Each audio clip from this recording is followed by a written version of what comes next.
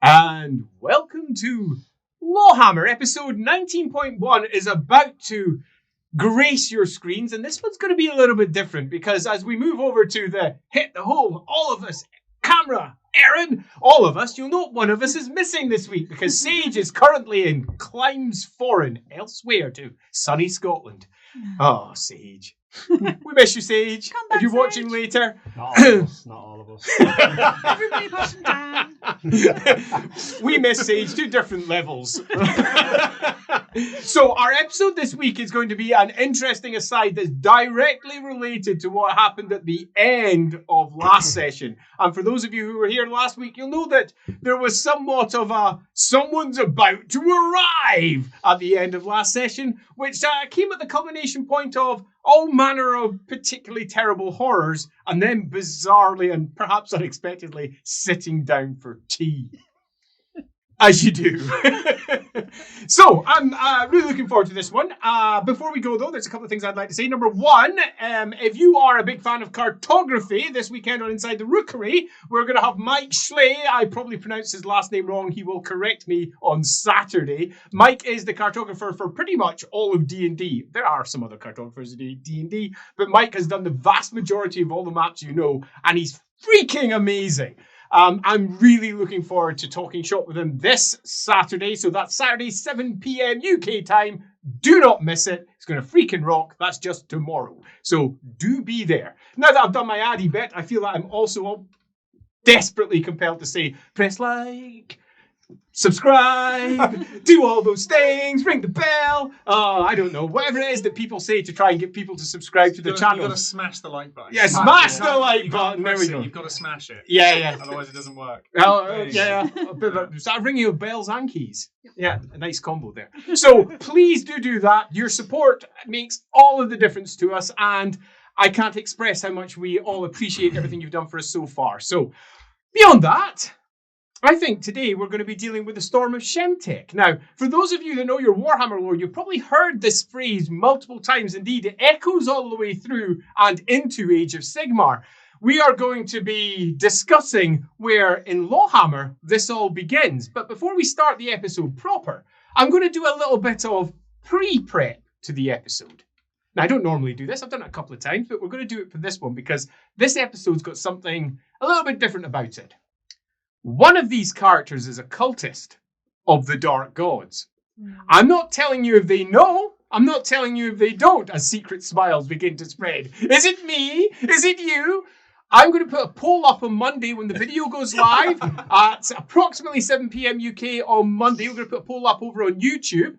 And it's up to you to guess which one you think is the cultist. One of them is, and they are going to get themselves a special prize, both if you guess it and if you don't, depending upon where that poll goes. So whether 5 people respond to it or 100, whichever one wins, and it better not be a bloody draw.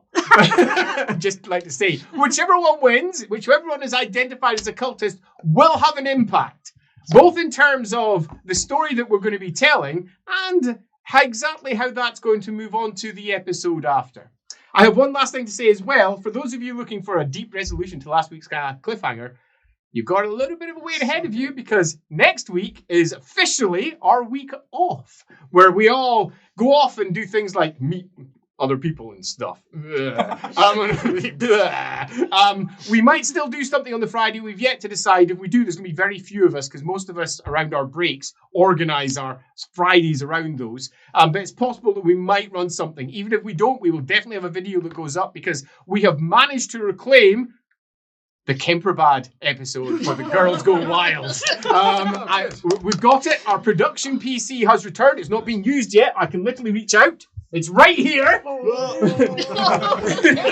going to throw it, break it again. We have it. It doesn't have anything on it at all. It's a completely new factory setup PC. But we did manage to secure at least one of the episodes from that. It's actually 2 episodes. So the girls who done gone wild in Kemperbad.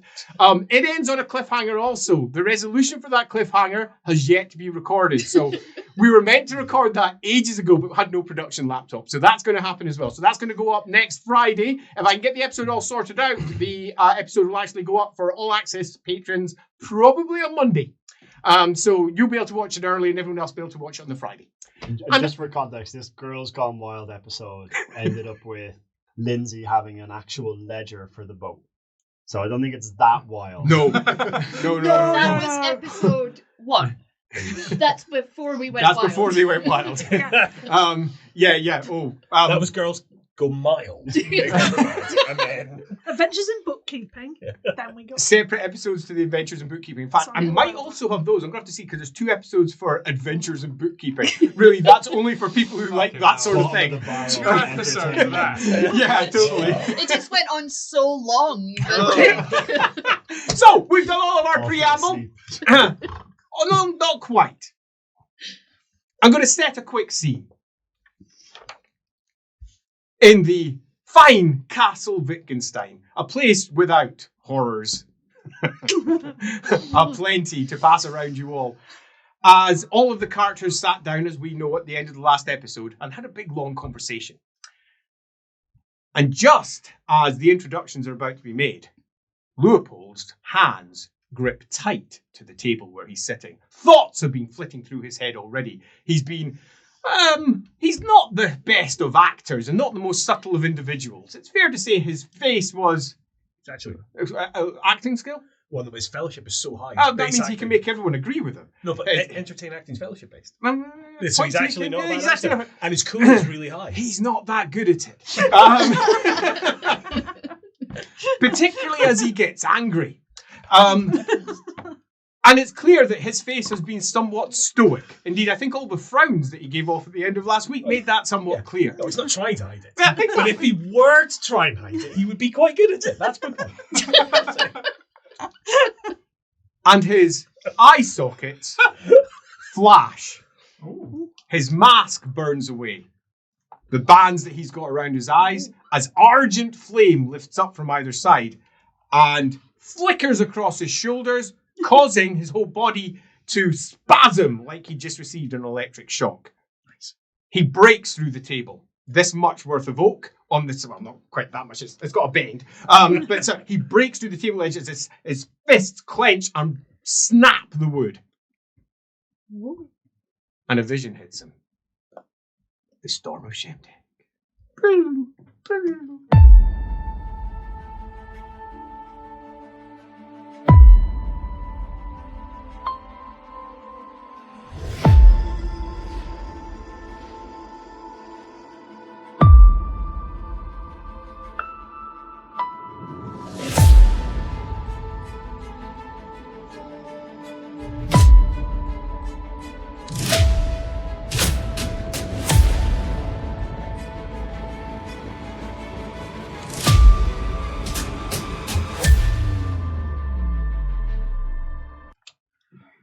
Outside, the wind howls.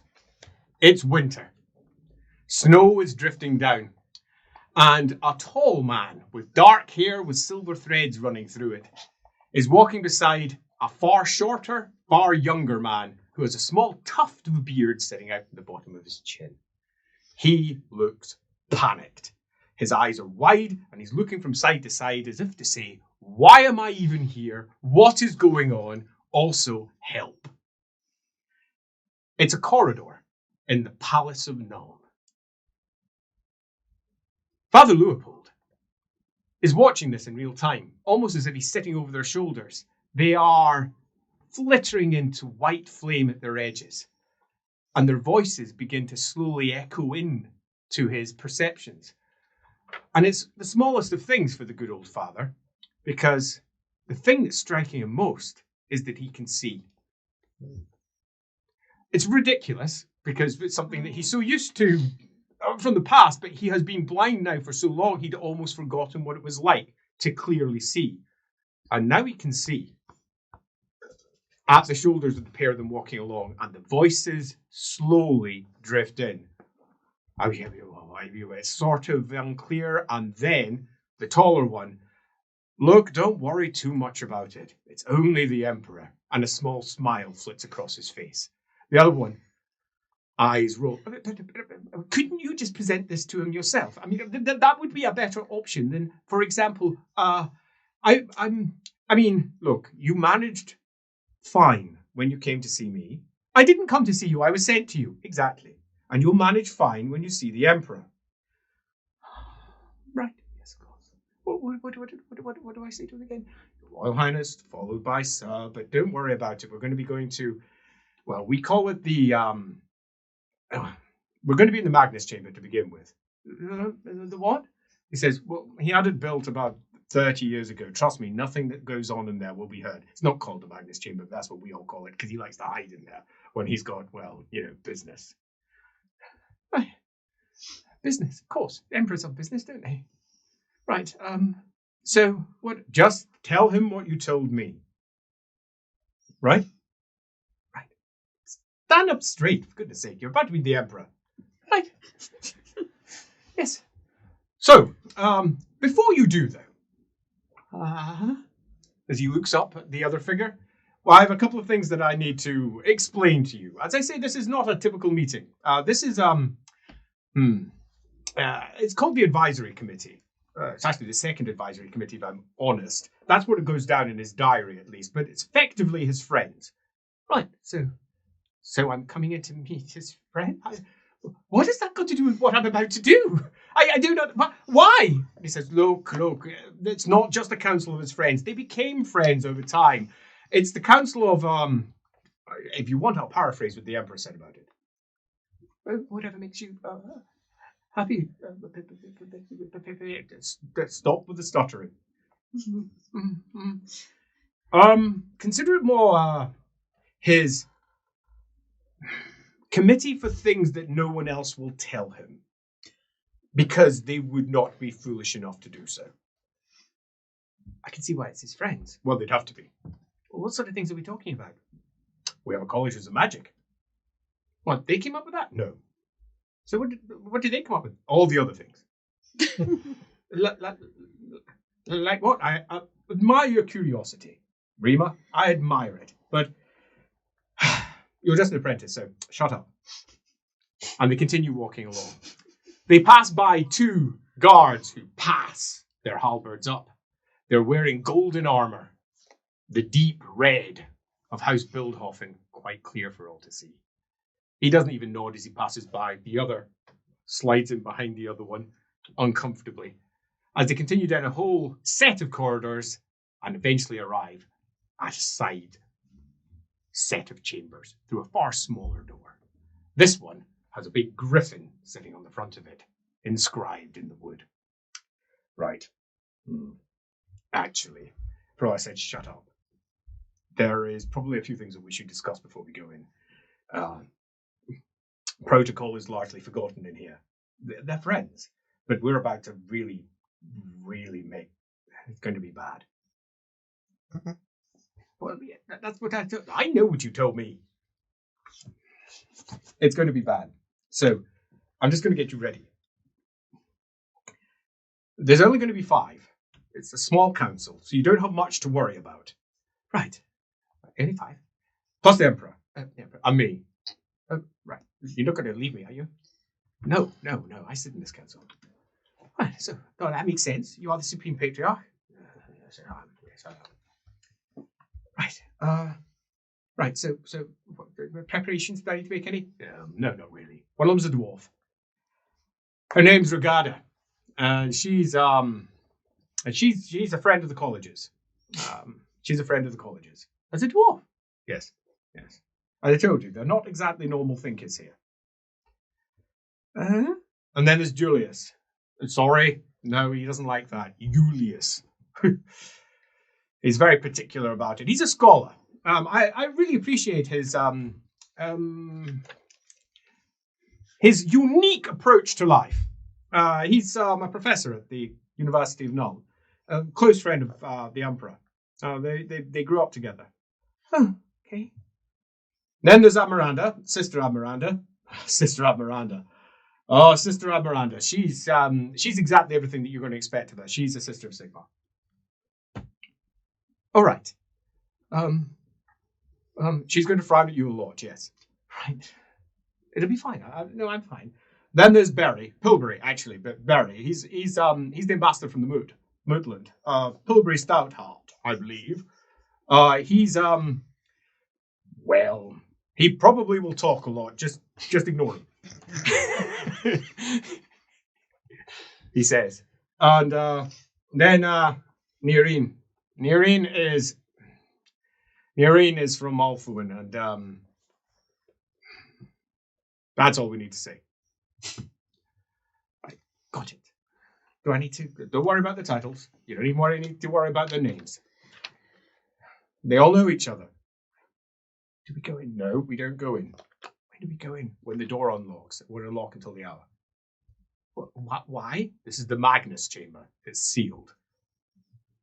Well, why is it sealed? Because they're having coffee and tea and wine. They don't want to be disturbed. So is Magnus in there just now? Oh, he'd like to be, but he got caught up with the conclave, unfortunately. So I imagine when he arrives, he's going to be grumpy, and we're only going to make his day worse. There's an audible click as he goes, right, there we go. And he opens the door. On the inside, the room is lined with paintings. Paintings of a mixture of family members for good old Magnus, feats that he's pretty much not allowed to not show, including himself at the gates of Kislev, wielding the Warhammer. Galmaraz, held high in his hand, and light shining from it, and light burning around both of his fists, as if he's got halos around each of his wrists. More portraits to either side, which is enough for our young fellow to rubberneck around. He looks around the room and gives you an opportunity to see who's coming in. First is the Supreme Patriarch of the 8 Colleges of Magic, Volans. Tall, long dark hair, wearing nothing but white, with gold trimmings along the edges, and a multicolored rainbow sitting across his shoulders on the pads around them for each of the colleges, to show that he's the patriarch of them all. He now no longer represents the Light College. He has a patriarch doing that on his behalf, a rule that he put in place and in time will be ignored by many others who follow after him, not looking to, well, lose the power that they have in their own college, truth be told. Something that Luipold knows and sees as an interesting point. He is standing separate from the colleges, standing quite separate from them. Beside him is a much shorter man in blue, tip to toe. Blue robes without any adornment, clearly only an apprentice. Luipold is somewhat fascinated. Why would an apprentice be dragged by the Supreme Patriarch to this rather odd group? And an odd group it is, as we make our way around the table that's sitting at the far end. Table. That's not really how we should describe this, because it's not a big handy table with everyone sitting around in chairs. It's more like a living room with everyone relaxing in their individual corners. Over on one seat is a dwarf, a tall example of her kind, soaring over 5 foot tall, with long golden braids hanging down to the ground, all wrapped up with stone-carved effigies of dwarven manufacture. She's well-dressed and has wine. Sitting somewhat more straight is presumably the professor. He has glasses that sit on the end of his nose. His hair has thinned to the point that he's realized that the best option is to wave it over and ensure that nobody realizes just how bald he's going. He's a man. He's a man, probably in his 60s. Judging by his belly, perhaps a little bit later in life and he hasn't done much exercise, possibly ever. Somewhat scrawny, but completely covered up by his big long robes. He clearly likes or is a part of the university because he's still wearing his robes from university. Also wine. Sitting by, let's call it charitably the buffet, is the halfling. Just over 3 foot in height, so coming up to just about the waist, just above the waist of the dwarf. So much, much shorter than the dwarf, who's not that much shorter than the good old professor. Curly tangle of dark hair sitting about on his shoulders, and he has a plate in one hand, piled high with food, a stein in the other, as he's just finished, and he turns round to look at the arrival of Volans, whom you know. You all know Volans. He comes into this meeting once a week. You're a little bit surprised to see him with someone else, though. You know what that means. Shit has hit the fan. That's the only thing it means. No one comes to this meeting unless they've got something to bring. And if they're bringing something, it's always bad.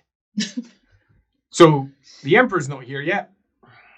He's not going to like seeing this, because you've all heard that he was in the Grand Conclave. The Grand Conclave happens regularly every so many years, where all the top people of the various cults of the Empire come together and lay out all their woes to ensure that civil war never happens again, so that the cults no longer get at each other's necks. They get an opportunity to air their issues. And he's been sitting through that all afternoon. You know that Magnus is going to arrive very grumpy indeed. And he's an old man now. He's into his 80s. Sitting down for a very long time just not only makes him crotchety, it makes him sore. Without any alcohol at all, stands what is quite clearly a sister of Sigmar. She is currently making her way around the various pieces of art for about the 900th time. It's almost like it's a ritual. As the hour comes up, she doesn't like to be sitting when the Emperor arrives because it feels rude. So she always comes up with an excuse not to be sitting. Her excuse today is the excuse she's used so many times before, and it's, oh, this piece of art is very interesting. As she makes her way around, she has a high wimple that splits in two and is corded around with comets on golden threads. And then finally, the tall, slender figure of an elf. 7'4" of him. He towers over everyone else. The tallest, the sister, only reaches there on his shoulder. The Supreme Patriarch is underneath his chin. And he's a tall man. This elf looks like he always does. Let's say enigmatic. Let's say inscrutable. Because they're good words. Dive into your thesauruses as you wish. And he has a goblet of wine. Every single last one of his fingers has a ring. To Luipold's vision, they all sparkle with light. Each and every one of them represents something different and magical, and he sort of knows it. He can feel it, and he also hears the rush of water. No, a wave, as the elf moves from lounging up and realizes that trouble has arrived. Oh, Volans has brought trouble. Volans has brought trouble. Of course he has. As Volan comes in and says, hello everyone, I brought some trouble. I see he's not here. I trust he hasn't arrived yet, as the other one shuffles in behind him. Go get yourself some food, will you, Rima? Go get yourself some food. He's not eaten, he says, all day. But he's been, being honest, he's been shitting himself since this morning. They're about to find out why. I need some wine. It's been a bad day. As he comes over. One thing I love about this place, no servants. He comes over, sits down. How is everyone? Had a good week? You've all been here for the last hour, basically just drinking, thinking that it's going to be another week where you can sit down with the Emperor, who is late by an hour, as is Volan's late by an hour, doing very little other than just sharing each other's company. But clearly, two are late. You expected it was the conclave, perhaps to do with the colleges of magic, them having a complaint, so thus the Supreme Patriarch was summoned to effectively speak to the heads of each one of the cults inside the Empire. The Grand Theogenist will almost certainly say, close down your colleges, or something equally horrendous. As he goes, oh no, I wasn't there, almost preempting what you were thinking. No, I wasn't. No, he asked me to come and I refused. I was busy. There was matters to attend to. Turns out there was. Isn't that the case, Rima? What? Yeah? He's got an empty plate. He's looking at everything. It's more food than he's ever seen in his life. All right, look, you seem to be having some problem there with that food, so let me help you out, okay? Right, you gotta get your food groups right in, okay? So you want 3 chicken legs, at least, chicken leg. You know chicken legs? Yeah, you know chicken legs. 3 of them, check them on. Come on, lad. You're skinny, ain't you? My master tells me that I should be scant in my choice of diet because it can influence exactly how the winds interact with one's etheric flows. I'm not entirely sure what you're chatting about, but let's get some stuff down you. Come on in, and I'll load up a full plate of just miscellaneous. There you go. Well, that sounds like absolute rubbish he's been feeding you. Probably just wants to save money. There's nothing wrong with an ascetic lifestyle. Bolins turns around and smiles. Says, "No, actually, his master's just a cunt." He said, "What? I mean, oh no, he's actually the worst. He joined the colleges as an illusionist originally. That's what his specialty was. He was really upset when the Ertler did some tests, and apparently he was very strong with the blue wind. When he found out that he was going to be sitting reading books all day, he turned into the grumpiest man you've ever met." As he pulls out a bottle of wine for himself. "I'll be sitting down with my wine." As he smiles, "Go on, sit yourself down there, Rima." "Right. Where does he sit next to?" He goes over to where the Supreme Patriarch is and sits as close as he can to him. I don't know why you allow it for them to be treated so badly. That's an interesting argument to take yet again. And he smiles. "I don't let them be treated so badly. Look, he's starving. Look at the boy." Each of the masters takes their own route towards success. He would probably be starving whether he was in the colleges or not. They'd probably be starving more, I'll be honest. Isn't that the case, Rima? And he drinks. He says, "To Magnus being late." He's going to be very annoyed when he gets here. So what's this trouble? You'll find out. And at the far end, where they come through earlier, the door opens. And Magnus the Pious arrives. And you can hear him saying, "No, get out, go away, leave me alone. No, I'm done." Brace yourselves. And you hear, "But my lord, we need to speak to the No, I'm an hour."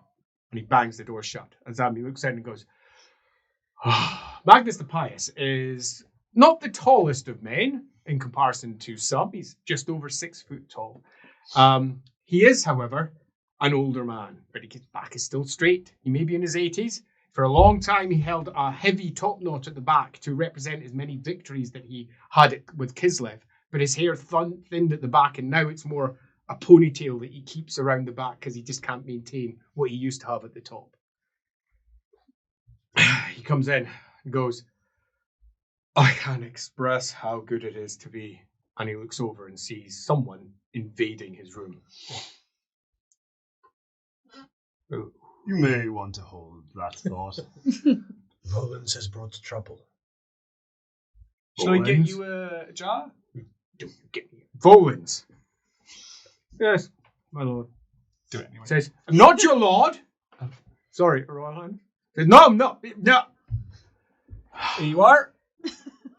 Takes a drink. "Why is a child here?" He says, We were just wondering the very self-same thing. "You," says Volans, "better sit down." "Sir," he says, "because, well, this one's been coming. Unfortunately, it's come in this particular form." And he comes in, he sits down, puts his goblet down on the side, folds his arms.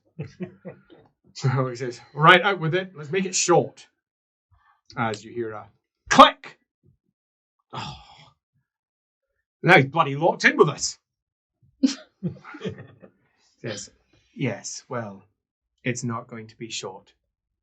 I'm sorry to say, Magnus, this one is difficult."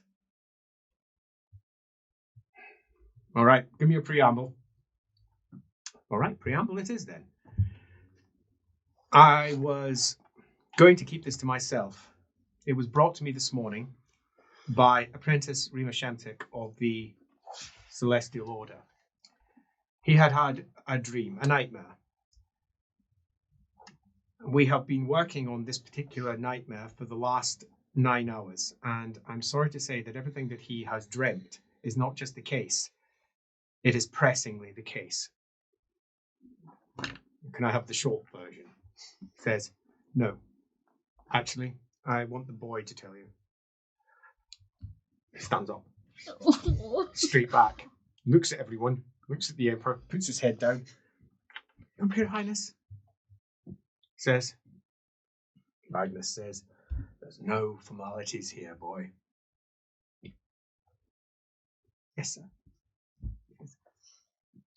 So I had a dream. He says, Magnus puts his hand in. Oh, you're going to be like this. It's going to take forever. Come on, boy. What was your dream?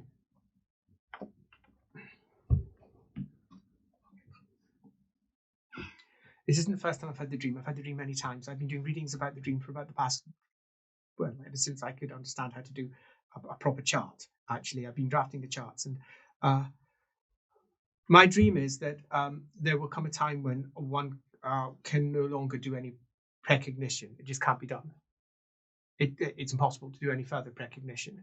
And it plagued me since I was younger. It's the dream that, when I had this dream for the first time, is what brought me to the colleges. Because when I woke up, my eyes were crackling with he pauses. Right, yes, of course, I can't say that. With power. He says, it's all right, don't worry about that boy. They understand the basics of magic. Azir. There was just Azir, and it laced across the room and it caused my house to burn down. Right. I can see how that would be quite annoying. The Emperor folds his arms and says, well, the casualties. Yes, I survived, no one else did. My family. Very annoying. Right. He says, that's unfortunate. So you had this dream full of, it was just lightning everywhere, nothing but lightning. And it was all, as I later learned, Azir, nothing but Azir and nothing else. So there was no future past a certain point. And, well, I did buy charts, and last night I finally got the date by the charts, and the dream came again. And he almost killed his master, says Collins. And not on purpose. It lashed out, and he was in the next chamber, and it burnt down his tapestry, and it landed on him. He was very upset. Blame me, of course. It wasn't the first time I'd had dreams where lightning were involved, and it was a known property. My room is, well, there's not very much flammable in there. But it went through to his room, and he was very upset. One of his books that got charred, and I've got to recopy everything from that. That doesn't matter, says Volans. Right, yes. So I had finished my charts, and I didn't tell my master about the charts. Why didn't you tell your master about the charts? Because he forbid me to do them. He forbidden me to do any charts. He thought it was my obsession, and it was getting in the way of my learning. And Bolin says, let me interrupt. Getting in the way, actually, of him dusting down the office, mostly. And cleaning the curtains and fetching the necessary tomes from the library. He's an apprentice. Like many of the apprentices, he has many menial jobs that he must do. It's a standard line in the Celestial College. It's no way to learn magic. It's character building. We don't want them to have character. We want them to be able to shoot flames at enemy. Not these control. ones. Only under control. Or lightning bolts, says Volans, in this particular case. And certainly we don't want them to be dusting our enemies to death. All right, no, but if you don't have, surely. if you don't have the willpower, if you just blah everywhere, then how can you possibly, as you say, point them in the right direction? Menial tasks build willpower. Really? Well, I mean, Never having done a single menial task in my life. Are you suggesting I have no willpower, my friend? Well, he has you there. No, Volans smiles. Well, The Emperor puts up his hand. They don't count. Alcoholics. All right. Volans says, oh, are you shushing me? Yes, I want to know what this big issue is. What's this lightning thing that he's got problems with, and why have you brought it in here? So another wizard is having some strange dream. This happens almost every other week, and it's happened since we formed the bloody colleges. So come on, get to it. So I'd actually done my charts for a while, looks up the Supreme Picture Guide. I know I didn't exactly tell everything.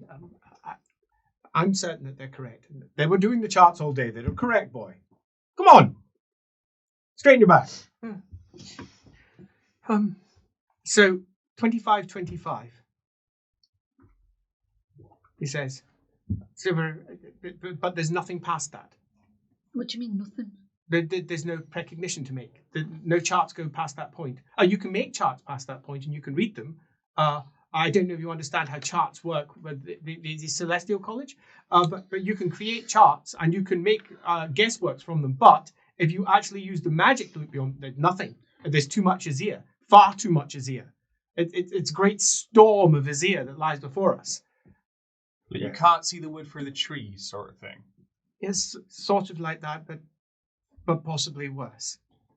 But are you the only one who can see this, or can other of your orders see beyond? Volan smiles. They can all see it now. Oh. They'd never really looked before. It's a little bit like I had it explained to me because it's not really my province, says Volan. It's like looking into the night sky, and you can see hundreds of thousands of stars twinkling away, but one of them is blue. And no one's ever looked at that star before. And they look and they see that one of the stars is blue. Unfortunately, it means that all the other stars are going to wink out because that one's blue, because of some complex mathematical conclusion or something. Because that's how it was put to me. It's not like that at all, says Jima. Really. Oh. I mean, if he says it's not like that, it's not like that. He says that there's too much Azir. There's just too much Azir. I've seen it all my life. I can feel it. And he lifts up his hand. Small electrical flickers go on the edges. It's there. The storm. Well, it's always there. And he puts his hand down. Have you had your purples looking at past? He smiles. No. They should look. See what came before Cataclysm. No. Why? Says Volans. Because our Emperor needs to make a decision first. Right. Well, I think you should have your purples looking at past. This is your business, says Magnus. This isn't my business. I mean, what is there to make a ruling about? You told me, says Magnus, to bring to you proof of when the next incursion was coming. That is what you demanded of me. That is what I think he's seeing. Well, it's outside of my lifetime, says Magnus. But it's close. It's no time at all. That's close, though. About 25, 25? He says, no, that's far too close. The Lawmaster said 500 years. At least. Well, Lawmaster was wrong then. According to this boy. If you believe him, says Volans. What do you? Yes. He says. Right. So. Don't make any plans, anyone. So says Volans, let's make it clear. Shemtek. Yes, my lord. You say that there is nothing but a storm of Azir in the future. Yes. Why? Because I think the world is gone. I think there's nothing holding back reality anymore. I think it's gone. And you believe your charts say this? Yes. It's just a great storm. So this bloody storm of Shemtech, says Volans. I've looked into it. It's real. It's actually real. But what you've got to understand is that the Celestial College works off probabilities. It works off probabilities. The likelihood of certain things coming to pass. All the charts don't show it. That's why they've never spotted it before. They've been dealing with this all morning, trying to prove him wrong. And they're still doing it right now, and I'm sure that they're going to come up with a proof to prove he's wrong quite soon. They're wrong. They're wrong. Shemtek has seen the thing that no one else could see because they were relying on their charts. He just looked forward down the paths of Azir. Consider them like forked paths of lightning. And he's found that the lightning is doing the wrong thing. It's meant to fork outwards. And each of the possibilities is different for each one of the ends of the fork as it breaks up. But it's not breaking up. It's coming back together again. It fragments out and comes to a conclusion. They were just reading what was in front of them as it forked outwards. So you're saying that this fork is becoming a knife?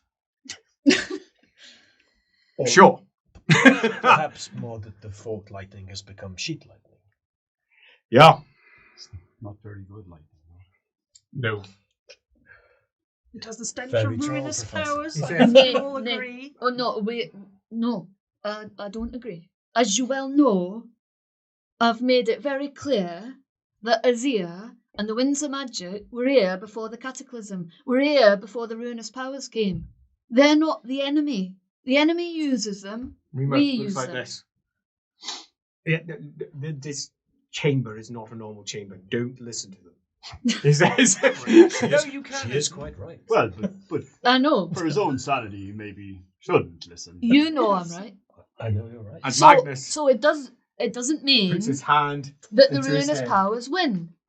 Maybe it means that what my ancestors failed to do, we do. What you written? Nobody wins. No. There's Thousands and thousands of lives lost. How can that be a win? Well, where'd you see that? well, we've just You had just- thousands of lives lost and we've won. As I And that believe was a your terrible waste. your point was, this may be a side effect of another incursion. It does not necessarily Exactly. foretell the conclusion, because Well- by Shemtek's own admission, he cannot see what lies beyond the storm. Or it may be side effect of gates closing. Shemtek goes, I mean, there might be something beyond. I just can't see past it. And as Volin says, I'm convinced the boy's right. It's the end of the world. He says, I'm As quite we know convinced. it. As Magnus says, are you certain? Yep. Says, this is the end times come far too quickly. We need to do something. We need to do something to prepare, to stop, to organize. Magnus goes, I'm too old for this. This is supposed to be done. This is someone else's problem. I did this in Kislev. It's done. It's finished. You're still alive. For this Magnus. generation and the generations after, for at least 10 generations. I am trying to build something that will last and not be challenged within. Well, I think you've actually stepped onto the right proverbial dung heap there, old mate. Because if you think about it, Oh, Barry. well, exactly. If you think about it, then you got to build something that lasts. And How certain are you of this, Volin? Seriously. It's stripping away everything else. Everything? It says, yes, everything.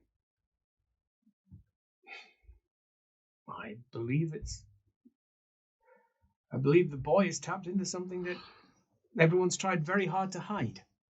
You think they knew of it? Well, I think that the Dark Gods are very, very aware of what they're attempting to do. Well, Thank you. And I think that we're in a position where we have an unexpected advantage and time to prepare. And we should take full advantage. Exactly. We know the storm is coming, so we must make sure our vessel will weather it. Magnus says, oh God, Sigmar preserve my soul. This was supposed to be finished. I have done my work. I don't have enough time to make another significant change. I mean, we don't have time. that's nonsense. You have time. You're alive now. You have time. That's, I don't think you quite grasp the size of the storm. Well, I've not seen it, says Volin. I've seen. Let us say that the world is a grain of sand. The storm is the world. Volin leans back. Oh, it's a big storm. He says, and it's bleeding through me now.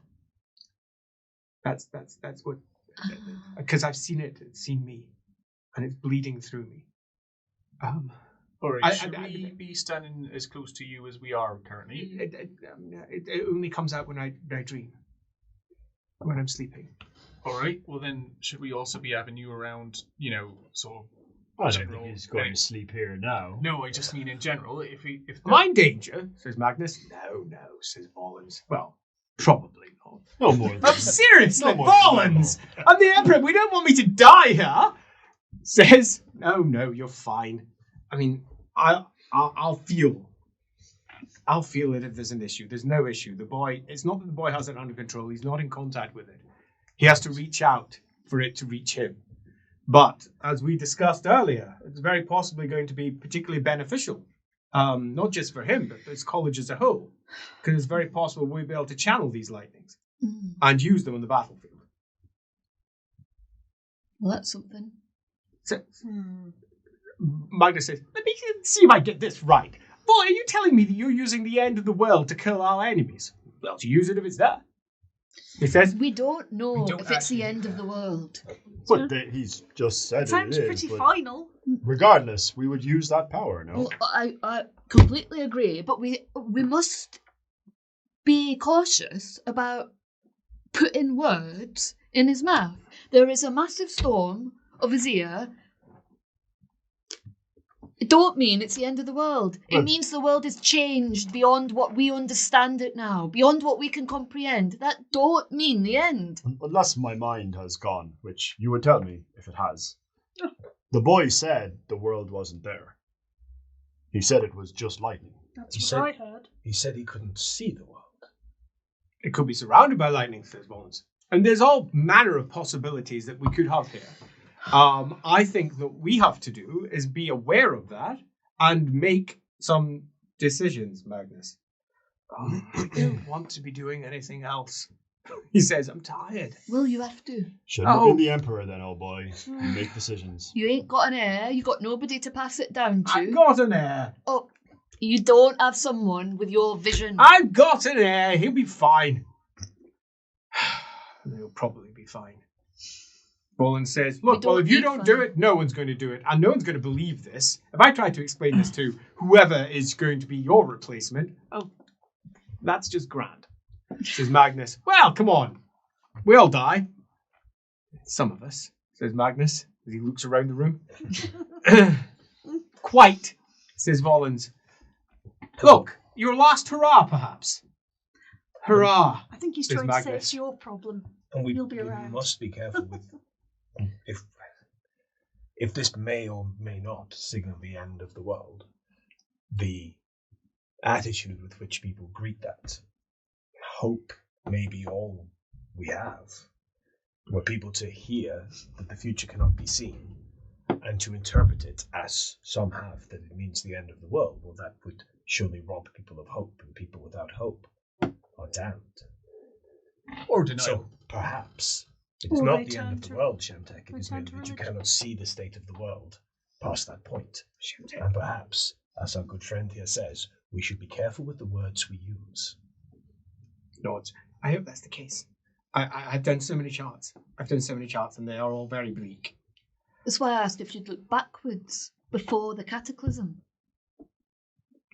Before Calidor did his great work in. I don't know. No, Since we were it's not a question for you.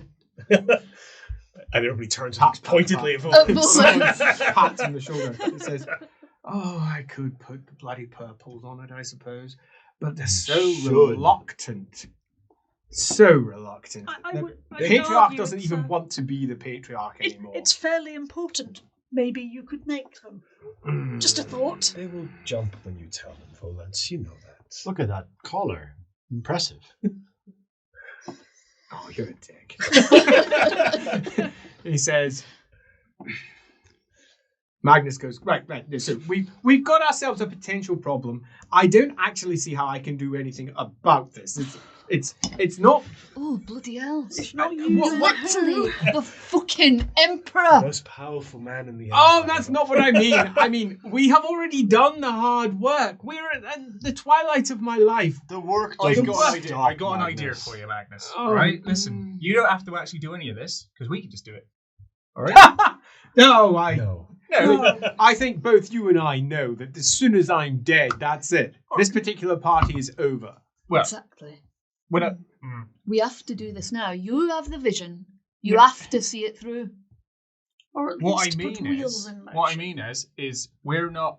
When I say we do it, like we come up with the plan and the idea, and we say that Magnus did it. I'm just saying you could just sit there and get pissed if you really want to. It's not your responsibility, and it is mine. And good point, well made. You're right. It is my responsibility. And as he's watching on, Luitpold is spiraling around, watching these individuals talk. The edges of them picked out in silvery flames, etched through with small crackles of white lightning. So He can make out the faces. Special effects. He can make them out quite clearly. Magnus doesn't look like he's in his 80s. You would have guessed probably 50s, maybe 60s. He's strong. The elf is terrifyingly physical in that he looks like he could easily tear somebody else apart. You don't realize it until you look at just how triangular his body is. Covered with long flowing robes, but you've now had enough time enjoying everything that you can see to take in what they represent. The physicality of him is undeniable. It stands in stark contrast, obviously, to most of the rest, except for maybe the dwarf, who looks like she could probably pick up everybody else and toss them out of the room. use the elf as a weapon. That was a very good party. Magnus puts his hands on his head and says, all right, let's make sure that I understand this, Roland. You have come to me because you believe that you've caught wind of a potential cataclysmic event that happens in 2525 beyond my rule. And you are convinced that it's so enormous that we have to prepare for it. And you're also telling me that the Blue College will not be able to find a way around it because of the very nature of the event. Actually, relatively well some, he says. The Blue College will be useless. They're going to be useful up to a point, but past that point, they'll be able to say nothing because they won't be able to see anything. That's to our advantage, because that means it'll be the same for everyone, which means that our enemies are going to be equally blinded. They won't know what happens past this particular point either. It's going to be a great blind spot for everyone, regardless of the reason for this blind spot. We could be just witnessing a collapse that causes this great event to occur, and we stand within that event, quite solid.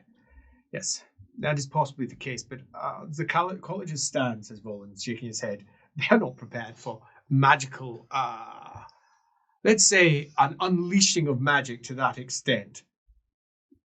Right. All right. Well, the colleges were formed to hold off against the incoming tide. Use the weapon of the enemy, so to speak. No, says Rollins. I really wish you wouldn't say that. He says, well, it's what I'm advised. He says, and you're advised something differently in here every bloody week. But it is a point. We're not using all of our weapons. You lot have kept a couple away from us. And there is one that we've talked about this, and I know we've talked about it. Magnus puts out his hand and says, stop. That being the case, we're going to have to come up with some solutions here. So at least that we've considered them, and we can make some progress. You appear delighted by this. Why do I have this feeling I've been ambushed? Largely because you have, says Volans. Because you were late. You did have a full hour to prepare. Magnus looks around. Harsh but fair, Professor. Harsh but fair. Oh, for that, you can give me an idea then, says Magnus. Oh, my idea's simple. Oh, you have one, says Magnus. You have ambushed me, he says, as he looks at Volans. Volans? No, we've been thinking about this for a long time because we all know that something terrible was going to happen again. And we all have our own ideas as to other things that we could do to try and prevent that. It's just this brings it to a head. How long have you known about Shemtek, Volans? 3 years. 3 years? He bellows. 3! And Volans says, I might have kept it from you because I wasn't sure of the veracity. I've been looking into it. I'm now certain of the veracity. Just think of his blood pressure. Try and keep him calm. There's a good chance. Blood pressure. It's humorous. It's humorous. Think of his sanguine humor. Yes. He's going purple again. All right, give me your bloody idea. Well, it is something I have been thinking for some time, and truth be told, what I've heard from Shemtek here only strengthens my resolve. If the great storm of magic is coming, we must prepare for that. What you people seem to fail to understand is what that means to you people. My plan is simple. We must legalize mutation in the Empire. Oh, no. As Magnus. We've been over this and over this. We cannot support that. Is that the plan? You think that that's going to make a difference for this? Of course. What, and I apologize for saying you people, and I don't include your people Of in course. you people. What What's about humanity? Or you indeed. My apologies, I looked right over your head. I forgot you were there. Throw a chicken leg at him. Snatch it out of there with dexterity, and then place it down with Fucking disdain. hell. I have been trying to think of a way to express this to you, particularly you, Magnus, to ensure that your ship is steered to a safe harbor. Your conception of what mutation is fundamentally flawed. Oh, great. It is not... Start as you intend to continue, says Magnus. No, come on, out with it. And I can hear the Grand Theogenist. I was discussing this with him just this morning. And I imagine he's going to completely agree with your views here. But do, please give them to me. of course he will not agree, because he is an ignorant fool. Oh, But of course I will not deign to call him that Of course to his he is. face. But he is, because he does not understand that I'm magic is not the tool of your enemy. And mutation is not a sign of spiritual corruption. Well, It may bring spiritual corruption, particularly if hounded and treated as an outsider and abused and scorned. All mutation is how your people, humanity, the brief, fragile mayflies that you are, it is how you respond to magic. Volans, you have seen this in the colleges. You have seen what has begun to happen to the people who channel a single wind. Yes? You have Roland seen has these a half smile on his face. arcane marks that have begun to appear. They are nothing more than Yeah, mutation. well, I had to write a paper about arcane marks. Is that the plan? Well, let me finish. It is part of the plan. Right. you're an elf. You The- have all the time in the world. We are aging as we listen. Well, indeed. But He's nonetheless, getting there. Slowly. your reaction makes it clear to me, sister, that you of all people have not yet understood the point I am attempting to make. Then get to it. Well, I would have had I not been interrupted. That's on me. Nini, could you start again? I've entirely lost Of track. course. No, I will not. Fucking hell, says Magnus. I have, I believe, an analogy that I think will help you to understand what mutation is. In the springtime, the breezes blow and there is pollen on the breeze. Yes?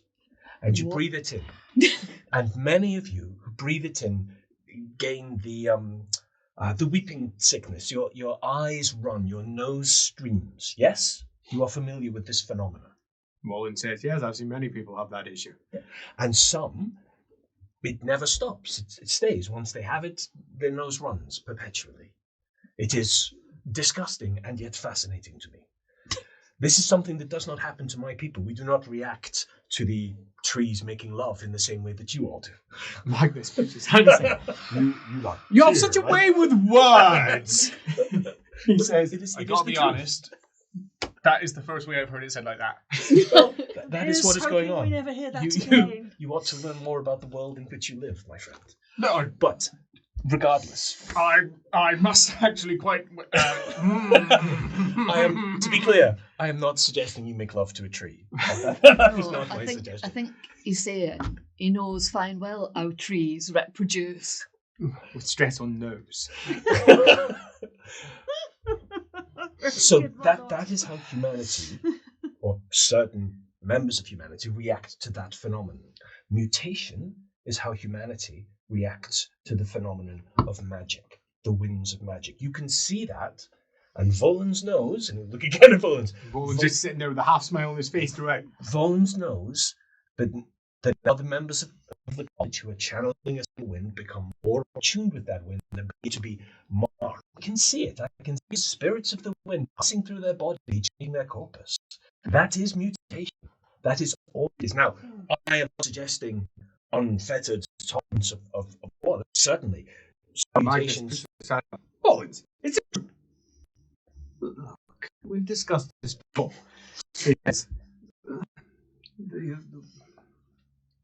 It's not untrue. It's controlled to a degree. You told me that it was acceptable. Well, what else did you want me to say? Really, what else did you expect me to say? That our wizards are being changed by the wind, but they'll probably all be dead before it makes any particularly important change? That magic is thrumming through their bodies and their hair sometimes changes colour, or their eyes. They might become more agitated or more relaxed, more something because of that wind. Yes, we know this. It's a reflection of what the wind does upon the body, isn't mutation? I mean, that's arguable, I suppose. And I have made a very clear argument that they are arcane marks in the papers that in my third letter to the colleges. And in my third letter to the colleges, I make it quite clear that they have nothing to worry about. But yes, it's bloody mutation. Well, you got to be honest. The Emperor says, really? So, what? Yeah, are you telling me that the bloody elves have given me some legally sanctioned mutants anyway? After everything Tekla said to me? Oh, this is the bloody icing on the bloody cake. I'm going to die before this meeting's over. And I'm going to found that I have done everything that I promised to Cult of Sigmar that I wasn't going to do. They didn't need to do that. Teclis made a mistake because he teaches nursery rhymes of elves to your adults under the guise of elemental magic. They don't need to just channel one wind. Regardless, it's not the channeling one wind that causes the issue.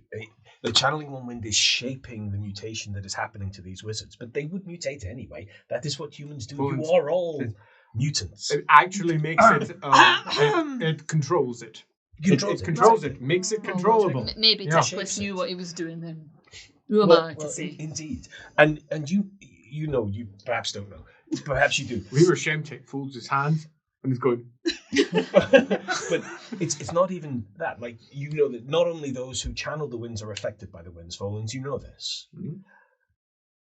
Anger, actually, they go hand in hand, regardless of whether a wizard is present. Oh, bloody hell, if we're going to get to that, you can't have baby without Gyron. Are you going to ban babies? You sit in silent contemplation and Shyish comes drifting in. Are you going to ban praying and letting a bit of ice come into your life? You couldn't ban any of those things. And it gets worse. Forgive me. Barry, says Magnus. I know sometimes I do get a little lost in these sort of situations, but you know, that's why I stick my hand up right up there. I gotta be honest, Magnus. I am a little confused with all this because you seem quite shocked at what what we're doing and talking about. There's a difference between someone saying that the winds of magic are helping our, let's say, marvelous wizards that we have allowed to exist do their deeds to a greater degree. All right. As they attune to the wind. And another one to say that we are turning these people into mutants. A corrupting influence. I'm never going to say this publicly. No, it's not. It's not not said that. corrupting. It's not corruption. Well, that's what the Cult of Sigmar would say. And we're not, That's what That's the Cult what of I am Sigmar is saying. saying. Right here, right now. and the Cult of Sigmar is wrong.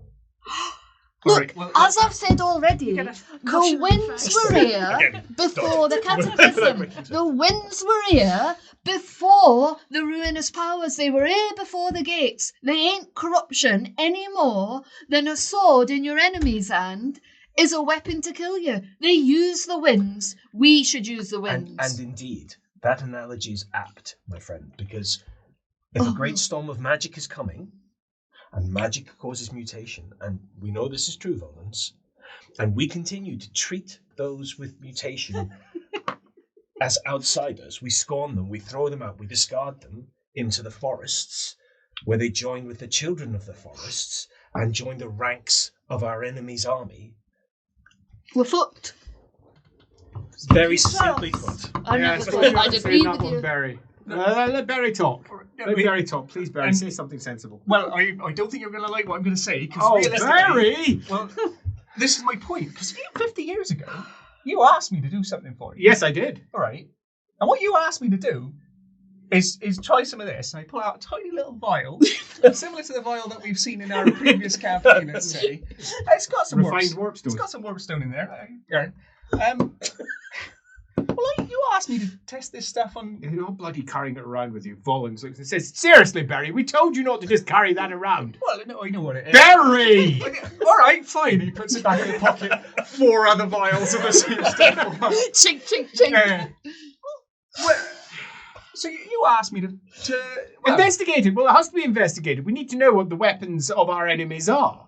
right. So Stop. uh, Point of order. then I've also got something else that I should probably add to what I've been saying. Then, But before you do that, I would like to resolve this particular point. What's your Right. point of order, please? It's not the weapons of our enemy. Oh, God. It is important. We have established the words we use are important. It is Magic is not the weapons Weapons. of our enemy. They're just weapons. Couldn't have said it better myself. Yes. Yeah, Area. there's a reason that we do this in a closed chamber where no one else can hear. It says, you should not be taking that away from what you're doing, says the Emperor. You can't be just carrying that around with you in the off chance it will be useful. Not the chicken leg. Chicken. Of course, it's not the chicken. no. This it's safer. It is. You don't have to worry about that. Can you please sum your proposition? All humans are mutants. Magic is what causes the mutation as a natural reaction. It has nothing to do with... Does anyone have a contrary point to all humans are mutants? Please say yes. Potential mutants. No. The magic flows through you all. No, sister. You know what I'm going to say, but I'm going to say it anyway because, well, it's my turn. We talk about magic as power, and I think you're right, it is. It's enormously powerful. So powerful it may end the world. So it's very important that we control it. We wouldn't put a knife in the hand of a small Mutation, answer the question at hand. You're always doing this, sister. He says, no, you're very good company when you're not sitting on your bloody box pontificating. That's my Says the job. Emperor. No, it's not your job. Your job is to answer my question now. My question is, do you have a response to all humans are mutants? Yes. Good. Your response. Please, give me a response. It's to be avoided, and people shouldn't be using this magic. It's going to corrupt stuff. Fine. Where would we However- be if we didn't use magic 30 years I've ago? already said you wouldn't have babies if it weren't for magic. You wouldn't have fire. You wouldn't have air. Volans. Yes. Magnus, he says with a half smile on his face. Are all humans mutants? No, just most of them. He says, look, mutation is a part of the human condition.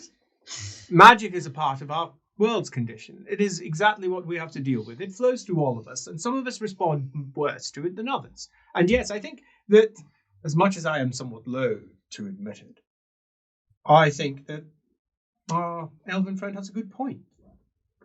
Magic flows through all of us, and to a degree, it has influenced all of us. I even have a spiritual defense that may placate the system. All right. He says, all right, Nayran, go for it.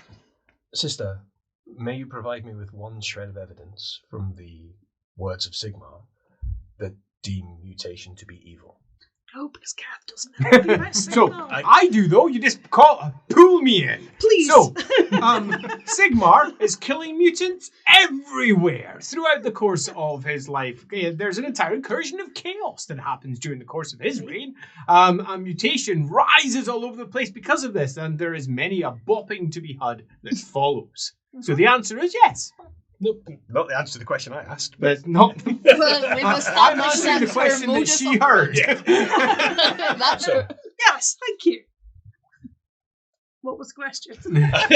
Is there any proof that mutation is bad? Yes, no, Sigmar's killing is there it all any the time. proof in the words of Sigmar that mutation is evil? Yeah, there we go. Yes, Sigmar's Yes. constantly kicking it in. He would not have been decimating them had it not been Oh. a problem. I am not disputing that there were mutants fighting on the sides of our enemy. Indeed, that is one of the compelling pieces of evidence I have used to support my own case. What I'm saying is, at no point does Sigmar equate mutation with evil. He fights the oncoming hordes of chaos, amongst whom there is mutation, because they are humans surrounded by a storm of magic, and mutation is the natural consequence of this. Pull out your sword and split some hairs, Yes. says Magnus. But Good And- mutants, bad mutants, mutants are a problem. except And the the average point person is, on the street has a problem. there with were them. mutants on Sigmar's side too. He didn't slay them because they were on his side. Or possibly even see them, says Magnus. The number of mutants that we've encountered in our court, particularly when we were making our first advance up towards Kislev, we had an estimation of 5 years later that as many as 20 to perhaps 30% of our frontline forces were in fact mutated to one degree or another because of the war in which we were engaged. And what would you have it done with them? Stop Kill? making my job difficult, all of you. Well, most of them did get We killed. talked about this. No, but by your people? Yeah. No, those that didn't die, they were hounded down What a afterwards. bloody waste. You could have had them on the front lines, slaying the enemy. But instead you just murdered them yourselves. But It's it depends. so no. impractical. If it's a small mutation, no. Easy. But where Easy. do you Hide draw it. the Just hide line? it. That's 3 what they arms? You draw. No. 3 arms Although, is 4 arms 3 is arms, okay because they're 3 small. swords, Really? better fighters. I would say you draw the line where you draw the line with any capital I punishment. find that isn't necessarily the actual case, just so you know. Oh. Shemtek. And how is any of this acceptable? Bones looks down. You think the conversation was any different when we were deciding whether wizards were legal? It was the same thing. Wizards come hand in hand with corruption. They are the agents of evil. They do nothing more than bring an uncertain chaos into the mix. Very Obviously, I well stood on said. one side of it and others stood on another. And our good emperor made a decision that I was legally allowed to exist. Pollens, we've said to avoid those words. They're not agents of evil. Speak for yourself. Yes, well. There's the elves. You think Volans is an agent of evil? Have you seen how he eats? Oh, his table manners are atrocious. Exactly. Oh, But I would be not call that quiet, says Volans. As Magnus says, Seriously. calm. The proposition is that we should make a mutation legal. I personally think that this is not just a step too far. It will never be accepted. Society is too heavily ingrained in an alternative reading of everything. I can't see a way that we could make this work.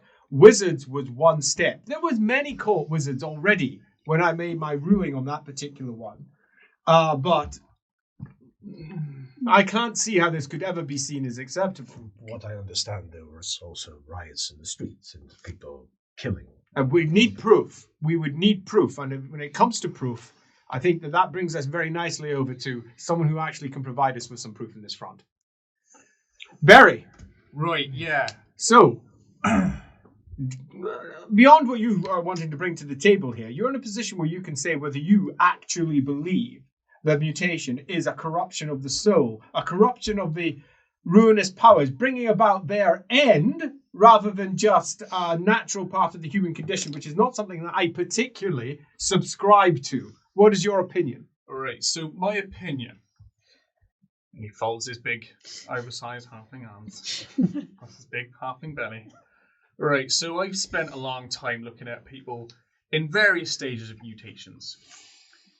I think I may have told some of you about a little bit of this, but not too much. Suffice to say, 50 years ago, Magnus... Sorry, I'll just answer the question, shall I? I was going to go off on my tirade. I'll answer you. He just looks at you wearily. So, answer to your question. No. All right? I don't think they are. God. We don't think what Mutants are evil. good. All right? But I will say they are humans, and humans are fucking nuts. And humans can be evil. As I say, you persecute capital crimes the way you persecute capital crimes. If a mutant's mutation is taking them down a dark path, then you would deal with them just as you would deal with someone who had no visible mutation but began killing Well, he children. says, look, the reason, because this did actually come up before, if you remember. Yes, but it was put down, says Magnus, by Teclis very swiftly. It says, Yes, but this did come up before, and behind the scenes, it was quite clear that the reason that we decided that this was an easy line to take was because they look like the enemy. They are the enemy. It's what we recognize as the enemy. It gave us an easy us and them. And that's sometimes required, particularly when you're dealing with some really horrific outcomes. And worse, there was always a chance that some of their worst changes came directly from the Ruinous Paths themselves, says Bones. And this was largely clarified and made certain over the course of time, as some of the mutants that we sadly witnessed as we made our march north towards Kislev, they turned on us. They turned on us. Let's make that quite clear, says Volans. They turned on us. And Magnus says, yes, but if you remember, we had a conversation about that, Volans, and they turned on us because of fear. Well, says Volans, humans. And there's plenty of cultists who ain't mutated, right? Is Volans? Volans is human. Yeah. I mean, you are, forgive me, Magnus, thinking like a human. Well, it's not entirely surprising. You, in the run-up to the last battle, you quite rightly surmised that you could convince people to accept wizards, but you could not convince people to accept mutants. In the time frame with which you were operating, this was correct. But we are operating in a time frame where we have what is still a vanishingly small amount of time, but for humanity is a number of generations to sow the seeds to a path in which this will become acceptable, yes? What's the plan? What do you do with them once they become legal? What's your plan? Magnus goes, all right, Barry, out with it. All right, so here's the plan, or what we have been doing at least. So I've got about 100 humans in cages back at home.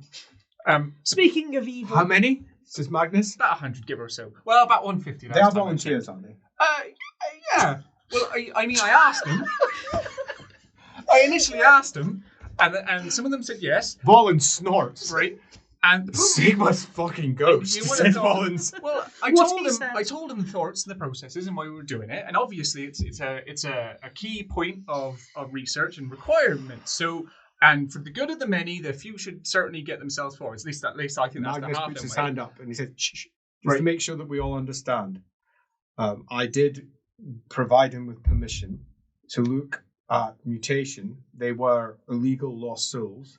They were in a very difficult place because of what they were, and I gave them an option to survive through. 100. Exactly. Well, the I problem didn't is, give them permission for 100. I suggested a few. all right. It looks like he defines a few somewhat differently to myself, Barry. It's 100 in a cage.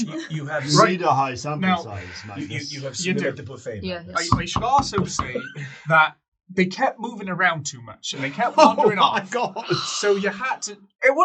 I had to put them in cages, right? And I did say, please stop wandering off because I need to observe what's happening to you. And some of them were talking about freedom, loved ones, family, daughters, and I said, well, look, this is why you're here. You've given that all up. You've got a position now to serve the Empire and to serve Speaking Magnus, of ruinous powers. right? So they still didn't get it. I put them in a nice house, lovely house. I had to lock the doors again because they all started wandering off. Some of them then burnt down the house, so then I had to. Basically, it's their own fucking fault. All right. Volans laughs. Magnus looks horrified.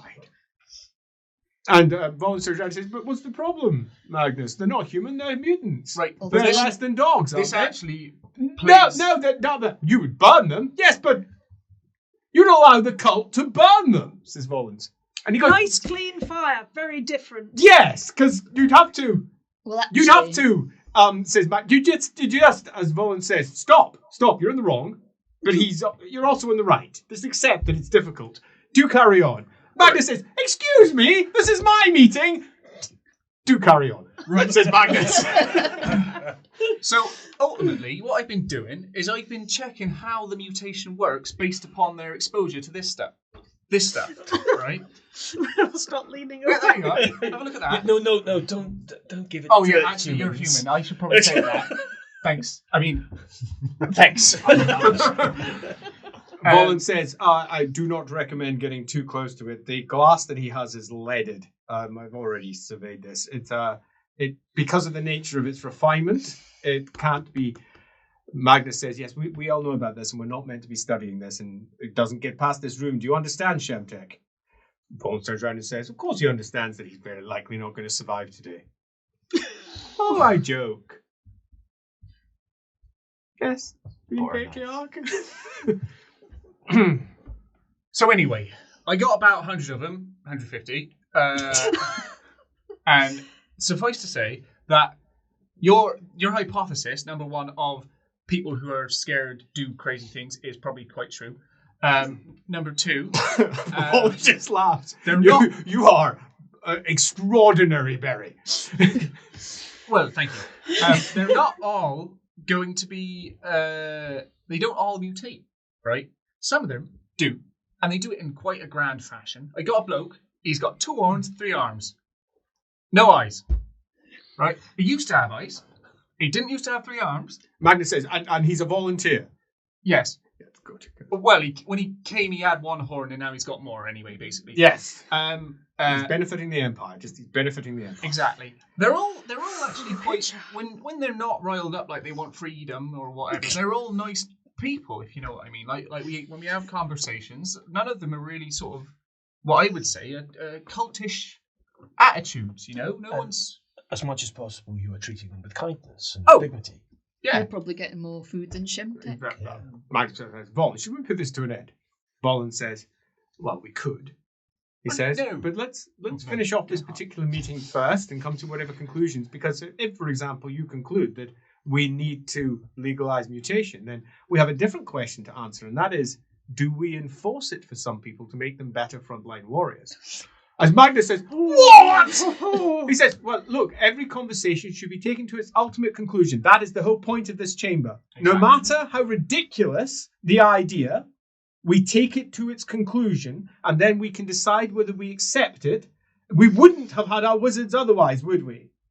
Yes, I understand. Magnus. And we haven't taken wizards to the And we natural know that no one conclusion. outside of this chamber will accept this, says Volins, until we make it law. Once it's made law, it's a different matter. I have got one as well who is remarkably strong, right? We got ogres in the moon, right? And you know that they're strong people. One of the lad used to be a human lad. He didn't right? escape, did he? No. Actually, he's very, very not malleable. How would you say it? How do you say with the he's a nice lad, but he's huge now. You weren't huge to begin. He's massive, and he's got this skin. It's like leather, right? So solid, really solid. Like, I've hit him with like knives and stuff, and it just hasn't done anything. And he wrestles ogres himself, barehanded, right? Imagine an entire unit of people like this. If we can figure out how we got to that point. Says Magnus. So that's the betterment. If. But what does that mean to our souls? Well, Exactly. but he seems fine. I don't. And what about the ones who aren't? But there are humans and every other species who fall to the ruinous powers without the need for mutation. You It's can't. a crack through which it can enter. But everything is. Death is. Grief is. Happiness is. This one will throw you Hunger out. is. Loneliness. We got Sigmar right isolation, with us as well. Being driven into the forest by dogmatic Oh, gods. God. But he volunteered. I'm not sure that's better. Right? No, he did. Magnus. He was actually. Hail. He keeps him quite well in check. What? He keeps him quite well in check. You've got yourself a mutant Sigmarite overseer. Oh, I feel sick, says Magnus. I'm not sure I wanted to know all of this. No, well, what he does is he preaches something called the greater good. Greater good. Just need to get that in. All right. Look at them mutants then. It's just the one mutant, actually. All right. So yeah. So he can't be bad, or he can't be corrupted by. Volins, you must think that this is unacceptable. He says, well, you know my thoughts on this. I wouldn't be here today if it wasn't for this sort of thinking. I think that it is incumbent upon us to realistically look at the world for what it is and what we're told it is. I think it is incumbent upon us to deploy our intellect where beforehand we would have deployed nothing more than our belief and our faith. We are an ancient people from an ancient world with ancient roots that lie far beyond our ken. And the more we learn, the more we realize that what we believed was true is not. Now, the proposition currently on the table is that mutation is a part of humanity, and we are purposefully turning aside a significant proportion of our fighting force because of old traditional reasons that are based in solid fact, and that is that some mutation comes from the ruinous powers, and that some mutation can cause a dissolution of the soul. But that doesn't mean all mutation does by the proofs that we are being laid before us, my lord. That means, bluntly, we are murdering people who are innocent. What does that mean to your soul? But what a brilliant trick by the enemy. And Magnus goes, well, it's not gods! You can look at it the other way around as well. So I'm 83! I don't need this at my time in my life. I'm 140. Oh, And you don't look it, sir. oh, thank you very much. Maybe after today. Soup. You finished your wine? Do you want some more? Another I drink? don't have another drink. Perhaps we could fetch you some warm milk for your advancing years. A nice blanket, perhaps? Fuck you! And he throws a small sausage roll at you. Snag it and we'll toss it to Barry. It's definitely worth considering, though. This is... Right, I do say I don't entirely know how it will help us with this whole If you could pendulum sword. train the mutation so that you could make all of them strong and thick-skinned. If nothing else, it is a matter of numbers. If the number of mutations within the populace rise as the storm of magic rises, then we will be killing a greater and greater proportion of your people who are good Sigmarites, staunch members of the Empire, and we will either be killing them or we will be driving them. And smiles. We will be driving them into the arms of the enemy. Oh, and it is. The old techless human buffer argument. Says Mullins. Yes, I overheard that one on more than one occasion. And it's not an unfair point, actually. The human buffer argument. But it's true, and I think it is worth restating, says Mullins, that when we arrived at Kislev, a significant proportion of our troops were already mutants, before they even encountered and went face to face with the great enemy. And then we went to war, and many of us knew exactly what was happening. We were in a terrible, desperate situation. Many of our peers were not well, and they were willing to give their lives in the front line because they realized that they were falling. That was how they viewed it. If anything, it made them fight harder. And many of them were segregated. There were units that were largely mutants. But Sister's contention is that that's their own fault for having weak souls and being corrupted. Whereas your contention is it's natural for humans to go like that. That's the cult's view and the problem that I have. And I know you don't like it when I talk politics here. But for us to do a sudden U-turn and say, oh, by the way, all those people that we burned, actually they were fine. I see your point. Would cause chaos, which could be exploited. Well, I've got a different plan that I think you'll like much better. Magnus nods. But we did just that with the wizards. We said, oh, do you know what? Yeah, but they weren't family members burnt at the stake. They were. They very much were. Hundreds. Okay. And it is I retract that. It is fallacious reasoning to say that because we made a mistake in the past, we must keep making that mistake lest we lose face. I have a question, says Magnus. Simple numbers here. Percentage. How many of these so-called mutants have arrived at a fatal condition where the mutation has overridden their body? Yeah, you've got numbers. You've not brought them up. Around about 70%. I have got to that level. Yeah, because it's now been time. You've had 50 years. Most of them are dying. Their bodies over-mutate in one fashion or another. And often they die in the most unexpected ways. Is there a point where there's a sweet spot? They are humans, and there is Are not they some... continuously exposed? Yeah, Yes. Yeah, sadly, pretty the much. answer is no. Some of them die quickly over the course of weeks. Some of them will manage to hold on to these twisting, breaking parts of their body on for years. Some of them will look outwardly completely fine, but later on when you dissected them, not saying that you dissected them, but when you dissected them, internally there was all manner of growths. And often, because of the nature of the exposures they'd had, these growths were all formed in new parts growing, like an eye that was growing off their liver, or alternatively a tentacle that had burst through the stomach and caused the stomach lining to break and kill them from within as their guts get melted by all the acids. Loosely speaking, a lot of them die. Have we had any wizardy types turn up? So far, no. Nobody's done any sort of magical plots. So far, none that you've spotted, and it has been something that you have been particularly interested in because of something that Volans had said to you in the past, which was that ultimately, it was a passing comment, but you really gripped onto it. Couldn't the ability to use magic be seen as just simply a mutation? And you've come to the conclusion that the answer is yes to that. Yeah. The human natural state is not to be able to do magic, but some can, and it's just another mutation. And you concluded that, and you believe it to be true. Whether you wish to state it out or not, entirely up to yourself. All right, no, I 100% believe that. I've forgotten what I'm talking about. Where are we? What's going on? What percentage of them died? Right, yeah, so... yeah, but it's been years. Now, you have to say, it has been over 50 years, which for a lot of humans is a full lifespan. A proportionately of our current existing stock, I would say still existing would be around, give or take... about 30% left. Oh my God! Right, yeah. So it's fatal. No. From the original stock. So is Battle Magnus. So from the original stock. So what I'm saying is, some of them might just die. But what about suffering? Forgive me, for your people, is 50 years not a reasonable image? All right, no, that's nothing. Yeah. No, for the humans, yes, humans, that's what you said. That's a reasonable.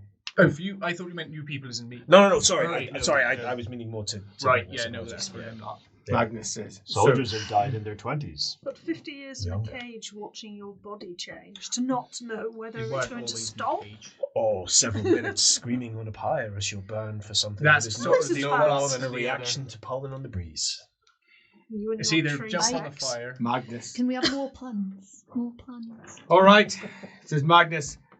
If I understand this correctly, you're of the opinion that, much like wizards, that a strong support for our people would be to accept mutation, which is commonly perceived to be the manifestation of the ruinous powers upon us, inflicted upon us from outside. And you're saying that no, rather than it being inflicted upon us outside, that our bodies are inherently, when exposed to magic in general, prone to change. And that mutation, as we have found out, is almost certain, if it given any length of time, to probably kill us if it reaches a particular depth and is largely uncontrolled. You've got no method of making it work one way or another. Right. So, no.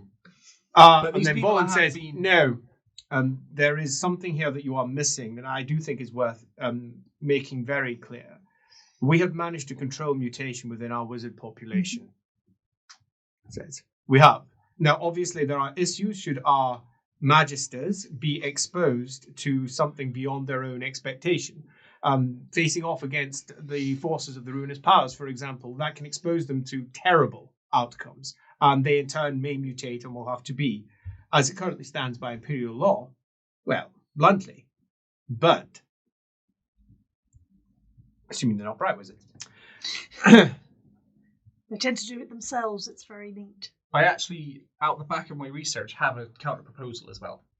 Do tell me your counter proposal, says Volans. Well, what I was thinking is, if this is a 30% rate of success, let's say, is relatively good. All right, obviously 150 people. That's about 45 people, right? Give or take. Could be wrong. Maths ain't my strong point, if I gotta be honest. Sure. Yeah. God damn it! Different character. Flip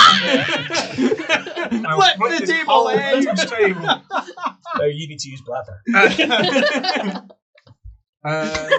What be my? Oh yeah. So my thought process is, what about for the good of the empire and everything? Why don't we just take an entire town or village, or a larger populace and expose them over time?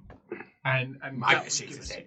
No, there is a difference between purposely exposing someone and those who are facing certain death, volunteering to benefit us, All right, but who here's are the not thing. in their predicament. Here's the thing: if we think they're all mutated anyway, based upon, I forgot your name. Well, I'm not sure I believe that. Shit. Nini. Sure, Nini. Nini. Thank you, Nini. All right. We call That's him what Nini. Yeah. Based upon I'll miss that, you when you're dead, Professor. based upon that, then We may they're come back probably and already haunt going you. that way anyway. So Yeah, then look, there's a difference between probably and definitely, and I'd rather Fair avoid that particular issue. I want to get my However, plan on the table. Magnus, I'm going to die waiting for you. I would just say, shush. I would just say, testing his theories on people who are already with one foot in the grave does limit our results. What if Oh my But, God. it is a healthy person? Oh, Julius. I would say the alternative. We When- can't leave anything out. This is what we are here I for. agree that we are here When- to think everything out. When the Storm of Shemtech comes, 50%, if not more, of the humanity within the Empire is going to mutate. We don't need to work out how to make mutants. We need to work out how we're going to deal with them when they arrive, and that is why my Right. plan is. So Or- taking your point online, I would like to move over, he says, to... I can't believe we're even going to do this. There has been a proposition for some time, says Magnus, that there is possibly a method of controlling how the winds influence us. Controlling how the winds influence us all. And the colleges of magic have shown that they can be channeled, at least to a degree. He says, I asked Rugada exactly what she thought could be done about this, because she's an engineer. And she understands some of these matters better than anyone else I know. And she's working with the Gold College to some degree to try and resolve some of the issues that they face. As Volin says, you really don't know what you're talking about, do you? No, I don't. I have no idea at all, actually. If you could take over, Volin, that would be really useful.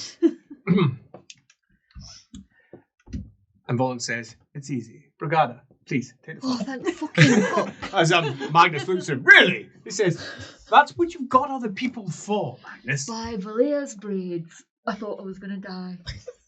Actually, let me take a drink. You can all bloody wait. All day. Professor, would you like to share your plan? No. I do have. No! Stop. I'll yield the floor to my stout-hearted friend. Right. So, Here's our start. it's literally my name. wizards. Right. We can take this boy as an example. I'm really glad you came today.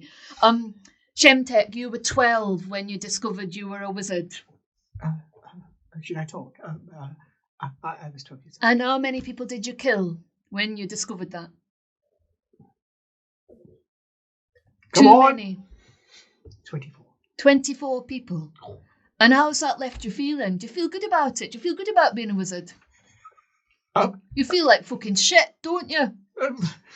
I don't feel very good about it all. He doesn't feel good about He it. doesn't feel good right now, being under pressure. Did you feel good yesterday? Not really. No, Oh, because he never killed mind. 24 people. Now, if we were to go ahead with my plan, we would test every Imperial citizen at the point of dooming. Because magic usually comes on in puberty in a massive catastrophic unrush. And by 2525, I'll calculate that hundreds of thousands of people like poor Shemtek's family will be dead because you just waited too long to test them. Because, no offence, but the cult of Sigmar really doesn't want more wizards. Right, so Hard to argue I've with got that. a way to test them. You test them all at the dooming. Magnus says, you actually have a way to test them. Oh, absolutely. And if Shit. they're latent wizards, then at any point in their life, they might spark. And if they're beyond the age of 26, then they're dead. And you know what that would mean now? By law now that you have written, Magnus, Frederick von Tarnus, the patriarch of the Bright College, would be dead. Because that captain was over 25 when you put out the call. A fucking waste. Magnus folds his arms and says, yeah, well, that did come up more than once during the drafting, but the cult of Sigmar was quite convinced that past a certain age, there would be a certain difficulty there. Absolutely. So you have to test them early. You can still have that law, but you test every citizen. Just as they get the doom in, they get tested. And if they're latent, if they could have that spark, then you give them the Emperor's crown and you put them into service and you wake up their magical potential. You give them enough training to stop them. Wait, says Magnus. What do you mean you give them the Emperor's crown? Right, well, we would have a magical artifact. There are etheric matrices that you can channel magic down. Now, they sort of do it with runes, but they don't do it very well. The elves, they don't do it very well either, no offence. But I've perfected it. And so what you could do is you could create weapons, artifacts. You didn't answer my question, what was the says question? Magnus. Crown, Oh, girl. right. For goodness sake. Right. You're as bad as the rest of them. Get to your point. An artifact that wakes up their magical potential. Yeah, I've got that. You've got one of those. I've been working on it. Does it work? Think so. Volans says, it actually does work to a degree. I'll try to explain it to you in a way that you'll understand, Magnus. Thanks. That would be appreciated. Put it simply, it's not using runes or anything similar. It's magic works through the world. It just does. It exists. It is there for all of us at all times. And it's attracted to certain forms, shapes, and types. And if you create something with a particular shape, it causes the magic to just flow through it. It's very simple. And she has discovered a method of channeling what she considers to be the winds of magic. He says, which I think is an interesting formulation for how she's approaching this. What do you mean, says Magnus? What do you mean, what she says? She's working off a little bit of a larger model than was presented to us by the elves. I've got 12 winds. I've checked them all out. Now, don't believe the Kislevites. Kishel ain't a wind. Think it's a divine emanation. I went to Kislev because there, across the Stanitsas, they test their young people. The girls get taken away for training, the boys... Tragic, really, a big waste, but potential diplomatic route into the noble lines of Kislev. Magnus is nodding. Yes, I've already been making that particular foray. But anyway, you test all your people, you stop poor fellas like Shemtek murdering people by accident. You have happy wizards, you have well-trained wizards, you have an happy army, and, well, you're just in a much better position than you are right now when you're not using your potential to its most, and this kind of thing happens. Wouldn't you rather that you were, when you were doomed, you got told that you could learn to be a powerful wizard in the service of the Emperor, and your parents right now are here to be able to watch you do that? I think so. He would. He says, I think so. Perhaps. I mean, would that even? I mean, would it work? I mean, how would you test someone? Right. Well, you'd have an artifact. It's like I could test if someone were pregnant, because I would take an artifact and Gyron would flow through it. If Gyron was flowing through you, well, you wouldn't be pregnant through you, sister. Hardly. Well, I've just sniffed the warpstone, so. If I had a woman who was... Do you have it here? No. Nay. I merely thought it would be interesting to test everyone in the room. Nay. That's your trouble. You're right. Some of them wouldn't like what they found. Exactly. And it's not legal right now, and they're over the age of 26. So, 25? Just. So... As he preens his hair.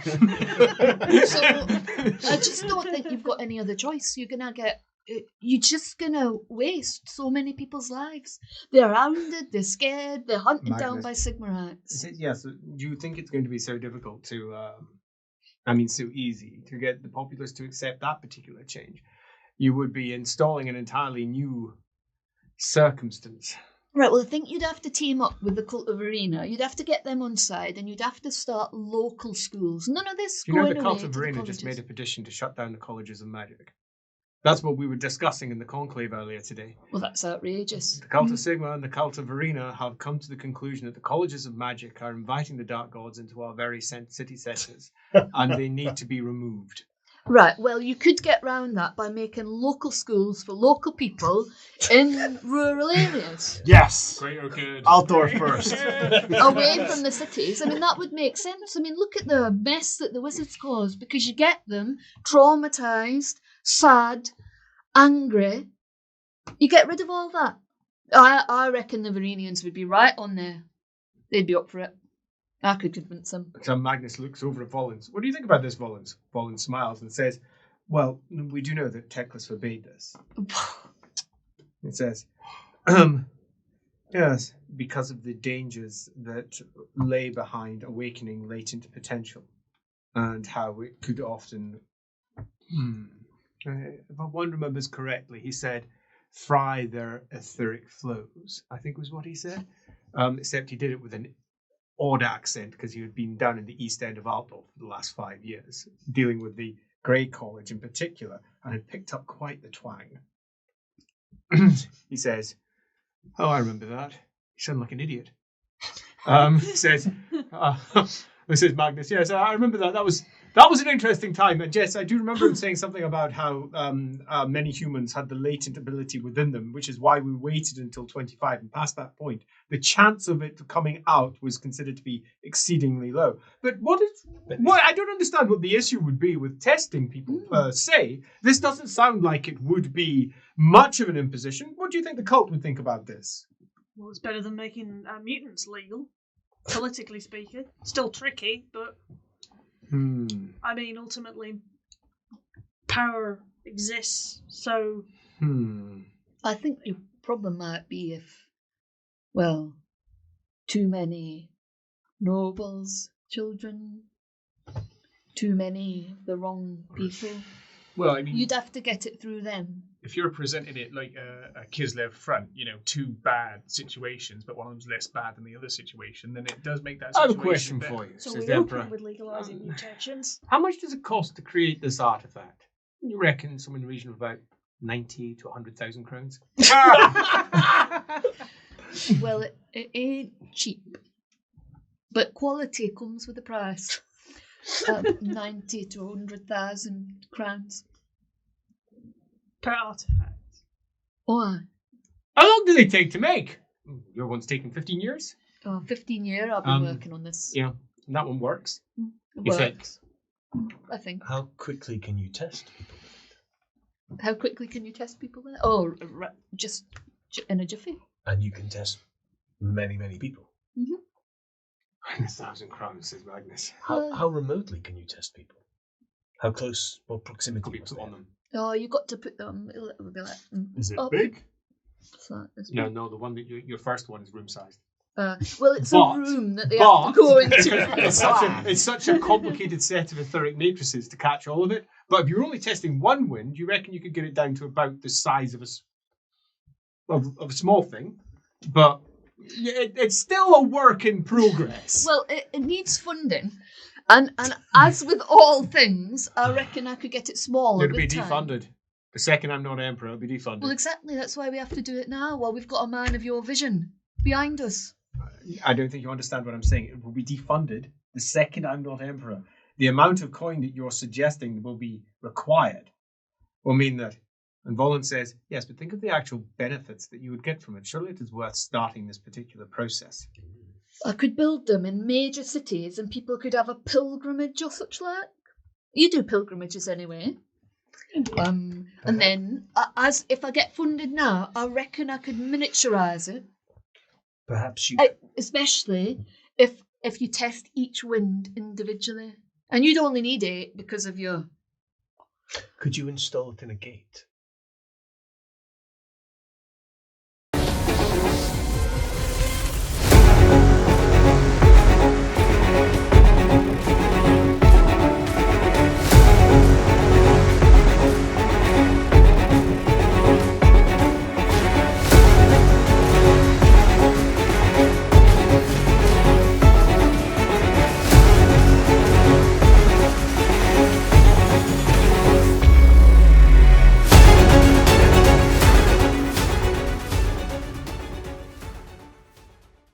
As Luipold crunches deep into the table where he's sitting and splinters fly out from his fist, a full second and a half has passed in the world around him. But for him, he's deep in his freezing eye vision. And as he looks on and it fades in and it fades out and it fades in and it fades out, he sees the entire group turn round to Julius. As Magnus says, all right, you always have some of the odder ideas, Julius. He says, oh, come, you know you do. So, where are you going this time? I simply have the ideas that other people are scared to admit. I'm very good at looking at things from every angle. Professor, that's exactly what I meant. And as we've said, it's very clever of our enemy to divide us, to make us think one thing so that we weaken ourselves from within. Magnus glazes over slightly and then looks back at you. Oh, I really don't know what you're going to... Well, Magnus... I don't know if I want to know what you're going to say. We believed wizards were evil. We burned them, we ostracized them, we didn't use them. And then a great man says, let's use them. We hold back the powers that try to run us over. It would be unwise of us to not consider some of the things that these people have said here. But also, as I've said in several meetings, what did the dwarf say? 12 winds that she has discovered so far? Well, it says, what winds are you currently ascribing to, if I may ask? Right, I've got sleeve. What's that? It's pink. Of course it is. Pink sleeves. Next. I've got Kash. What's that? High magic. It's the wind. Do you say so? Bolin smiles. Do carry on. I don't know how to pronounce this one. Orch. Orch. And Dar. What? No, stop. Orches. Orange. It's orange. Of course it is, and Dar's black. Mm-hmm. You're saying, so you're including that as an actual wind of magic? Oh, absolutely. Because you can manipulate it using your devices in a similar fashion. Mm-hmm. It's actually quite fascinating, because if that were the case, then one would... There's a difference between the corrupting energies that come when you mix the winds, when you don't know what you're doing, and Dar itself. Dar collects in stagnant water. It's a natural phenomenon. Just as decay is natural, the leaves decay and they provide fertility for the land. Dar is not evil. It can be used for evil and for ill, but it ain't itself evil. It just so happens that most people use it for that. But most people would have said that we used other magic for evil. Exactly. If you listen to the Sigmarites, Stop pointing at me. you're You the are only one. Sigmarite here. Who else is he going to point at? I wasn't thing is- responsible for the whole of Dar, We could pop a hammer over The there. thing and we is- could point at that. Yes, that would be Dar is illegal, so by definition, the people who use it are using it illegally. I mean, it's a circular argument, if you don't mind me saying. And Just like your crown. this is my plan, just so I could say. We agree, but I'd like to have Magnus. the floor. Oh, I am Takes sorry. an intake of breath with Sorry. a... Oh, no. We have talked all of the afternoon and said there are weapons that we want to use, but we are not using them. And Yes. we've gone through this before. We've not used magic. We now use magic. It's fine. People are still upset, but we use it. We have agreed it is okay. Teclis has hamstrung us. He has given us 8 wins that, although they have helped us, we know there are people who use more wins, and we know we will have to fight them. Yeah. Most of our wizards are spending time chasing down these rogue Dar practitioners, wasting our time instead of studying another potential win that we know humans can use. Why don't we harness that power? Why don't we make a 9th college? Oh, well, Black College of Magic. Right.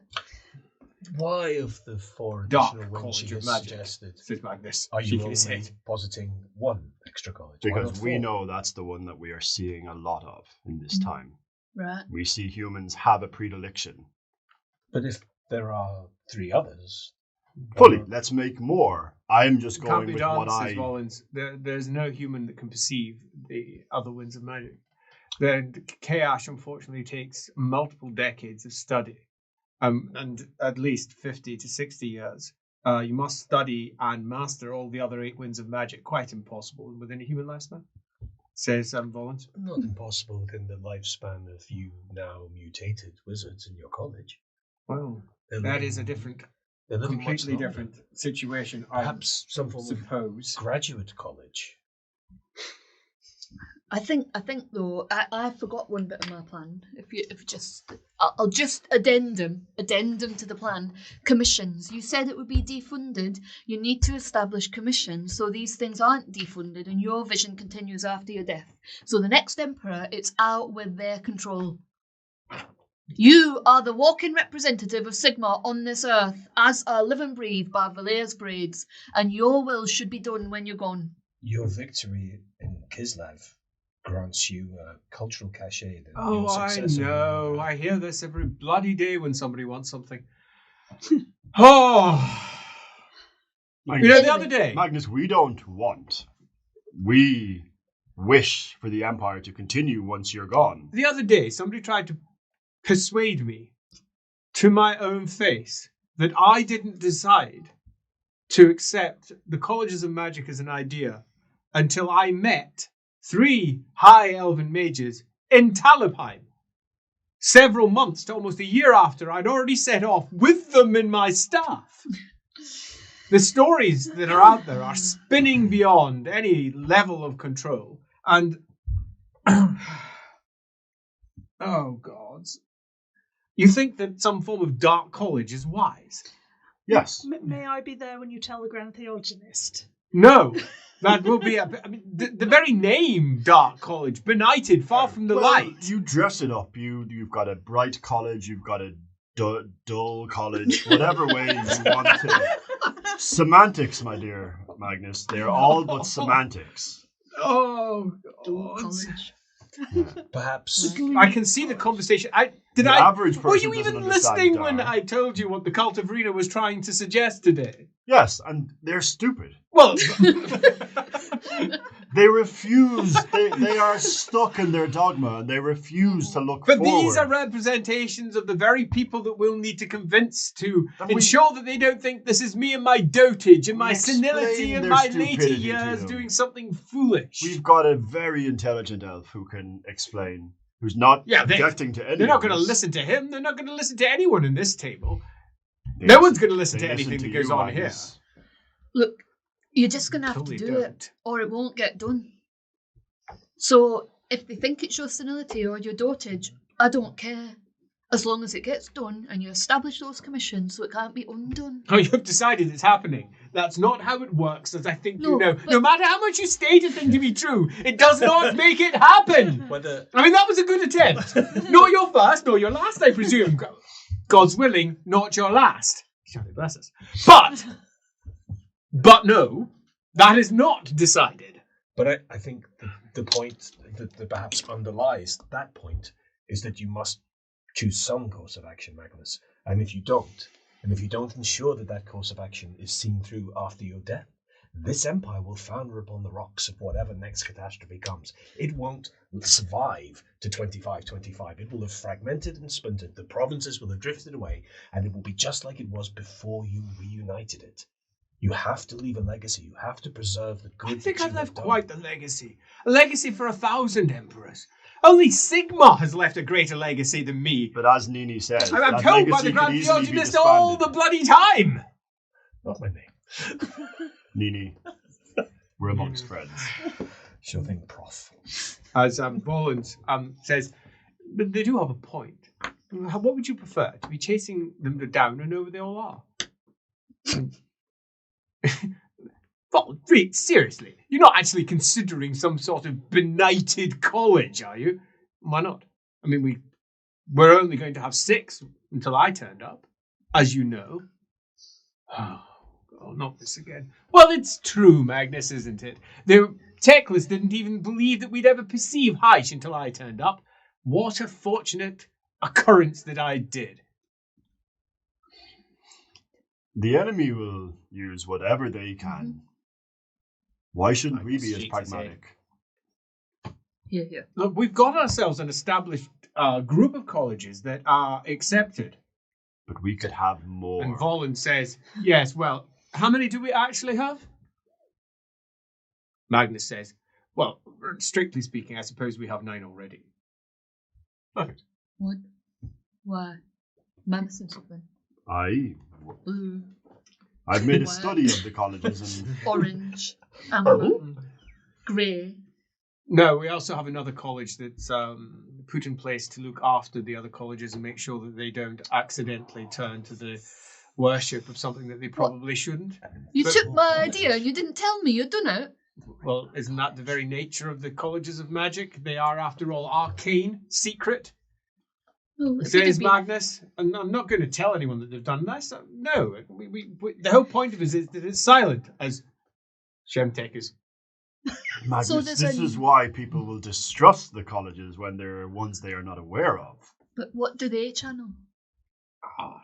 Says Magnus.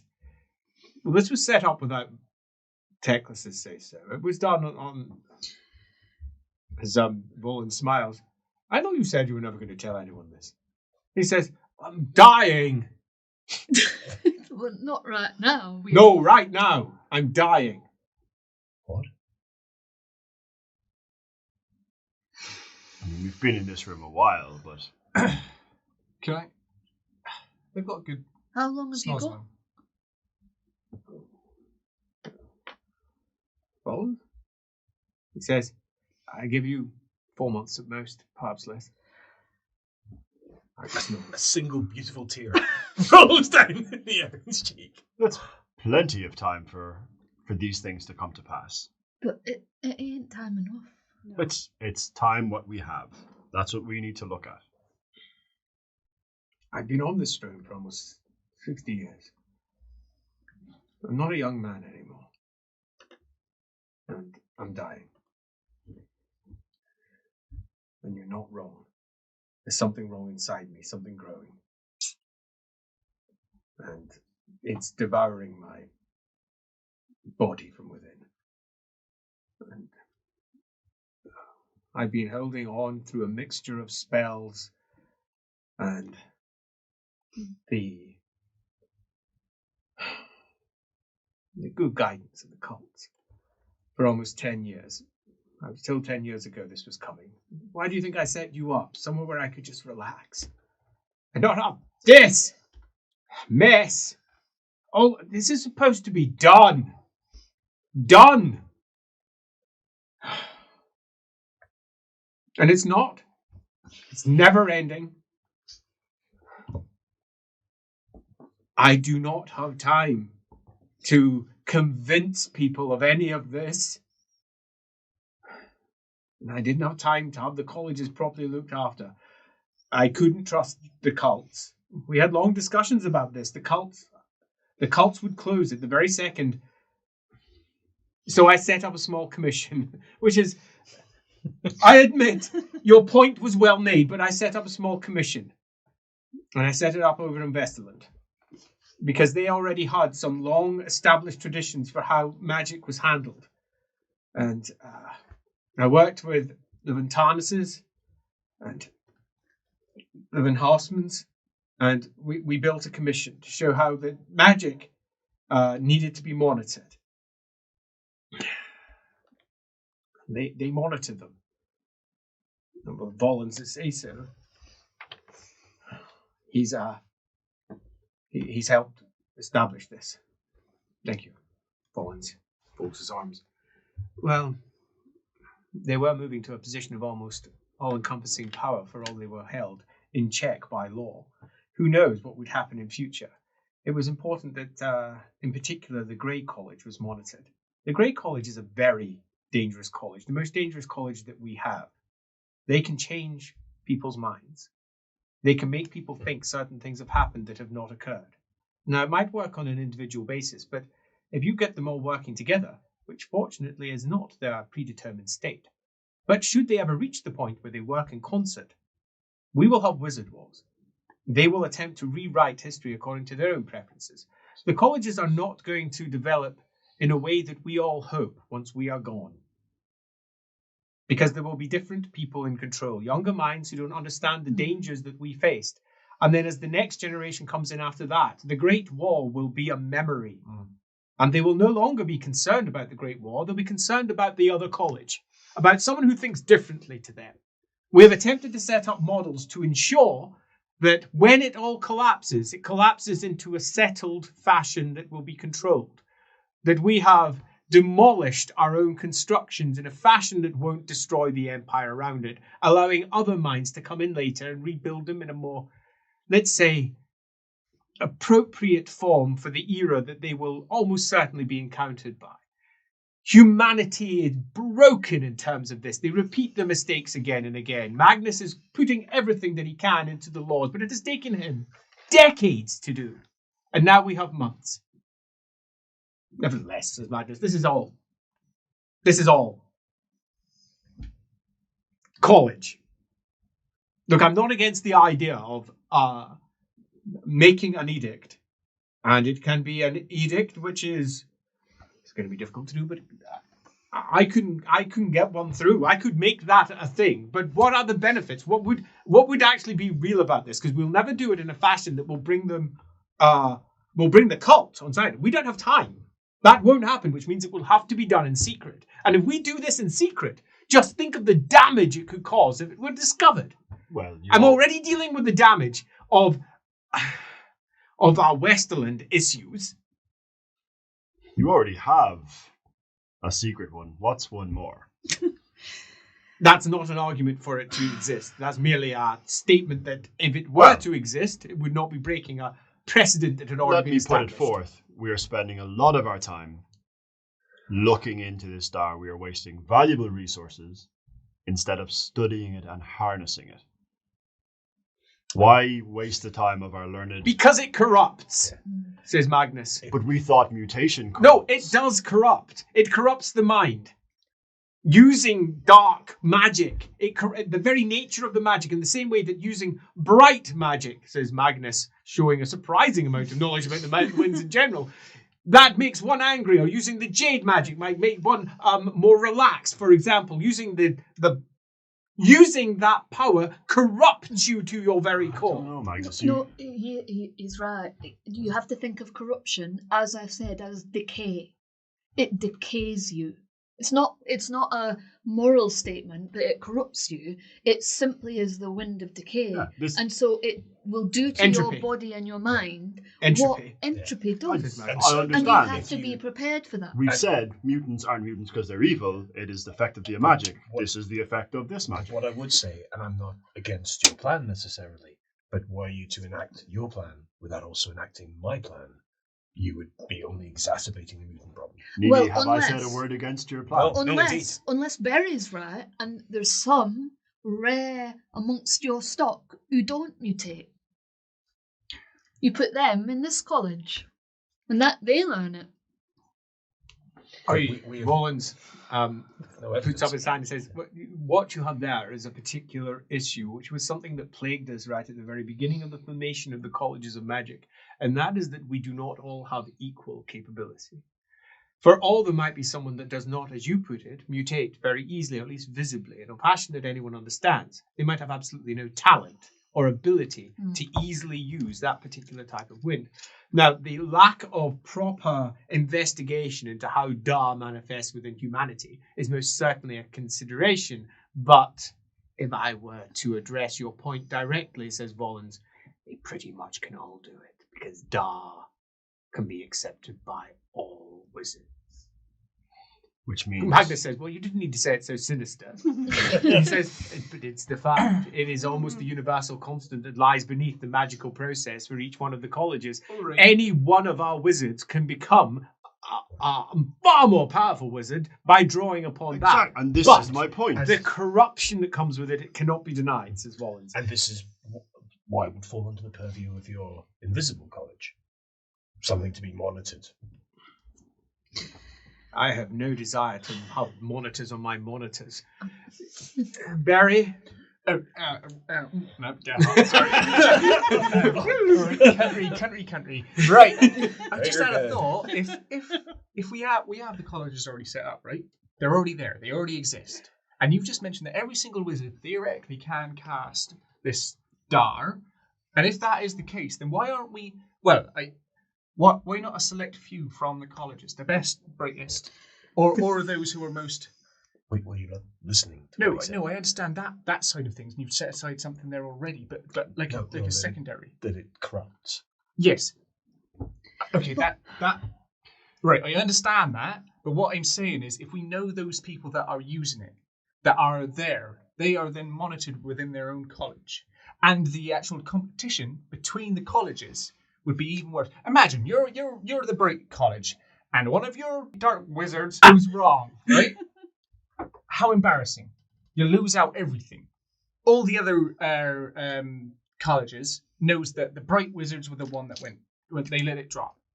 And it's self-policing then. It is already. What do you mean? The colleges burn out, for lack of a better term, the untalented, the undisciplined. They're dying already. And one of the things we have to watch out for is a potential war of the wizards. The college is going to war. If we were to legalize their most powerful wizards to also use a form of currently forbidden magic that would give them even more power, but also corrupt them and turn them potentially more towards darker deeds, surely that's only going to make that outcome more likely. Could we revisit the language that we're using again? We said at the start to be very careful of the language. And when you say corrupting, sister, what do you think corrupting means? Well, up until recently, I would have said mutation, but obviously that succumbing to the ruinous powers. Inevitably, yes, the crack through which This- they creep I believe we know that Dar doesn't mean they've succumbed to these powers. makes them They have very just vulnerable. Though become more entropic, if that's the correct way of saying it. Tending towards chaos. But really, That is what entropy is. no, it's to the end of things. which is what we're actively trying to avoid. Hence, Shemtek being It here. affects their mind and it affects feel their like Well, your this sword is is out becoming again, very Evie. metaphysical, and we're just running out of time. I think you need to set up commissions May and I- put some long-lived people in charge of them, and we'll see your work done when you're gone. That's not really how it works. This is the Empire, not the Karakan Corps. Right.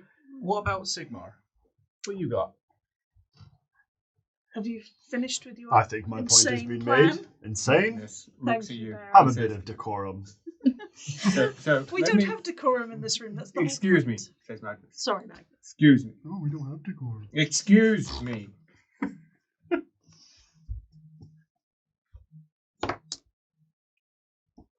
We have an issue at hand. And so far, it appears that the best we've come up with is let's make mutation legal. Let's perhaps accelerate mutation under certain circumstances. Let's control that mutation and perhaps control wizard accumulation rate. Let us use that control to also not only build our large base of wizards, but ultimately look towards potentially even founding another college to ensure that we're not wasting any of the potential before us. Is that everything? This all sounds exceedingly dangerous. Given the amount of time that we have left, almost potentially impossible.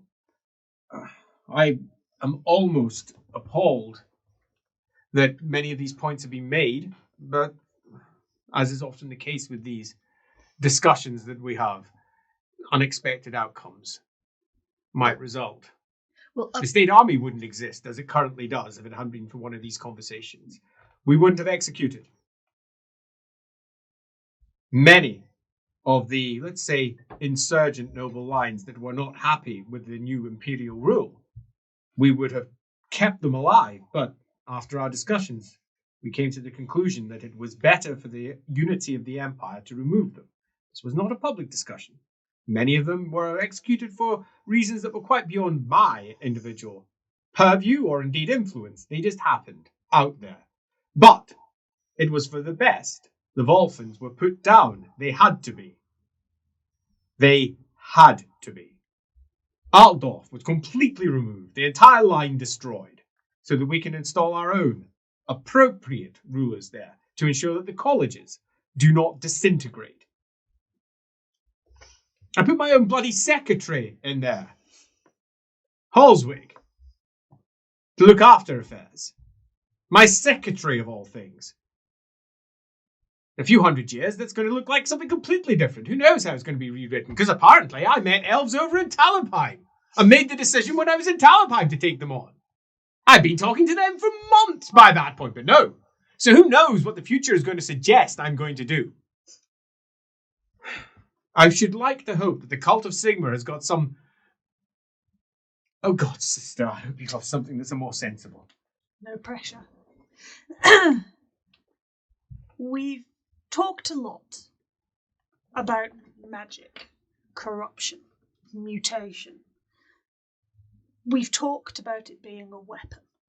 And we're now talking about the end times, which inevitably come with the burden of the ruinous powers trying to exploit it for their own good. Whether they cause it or not, it's still a risk.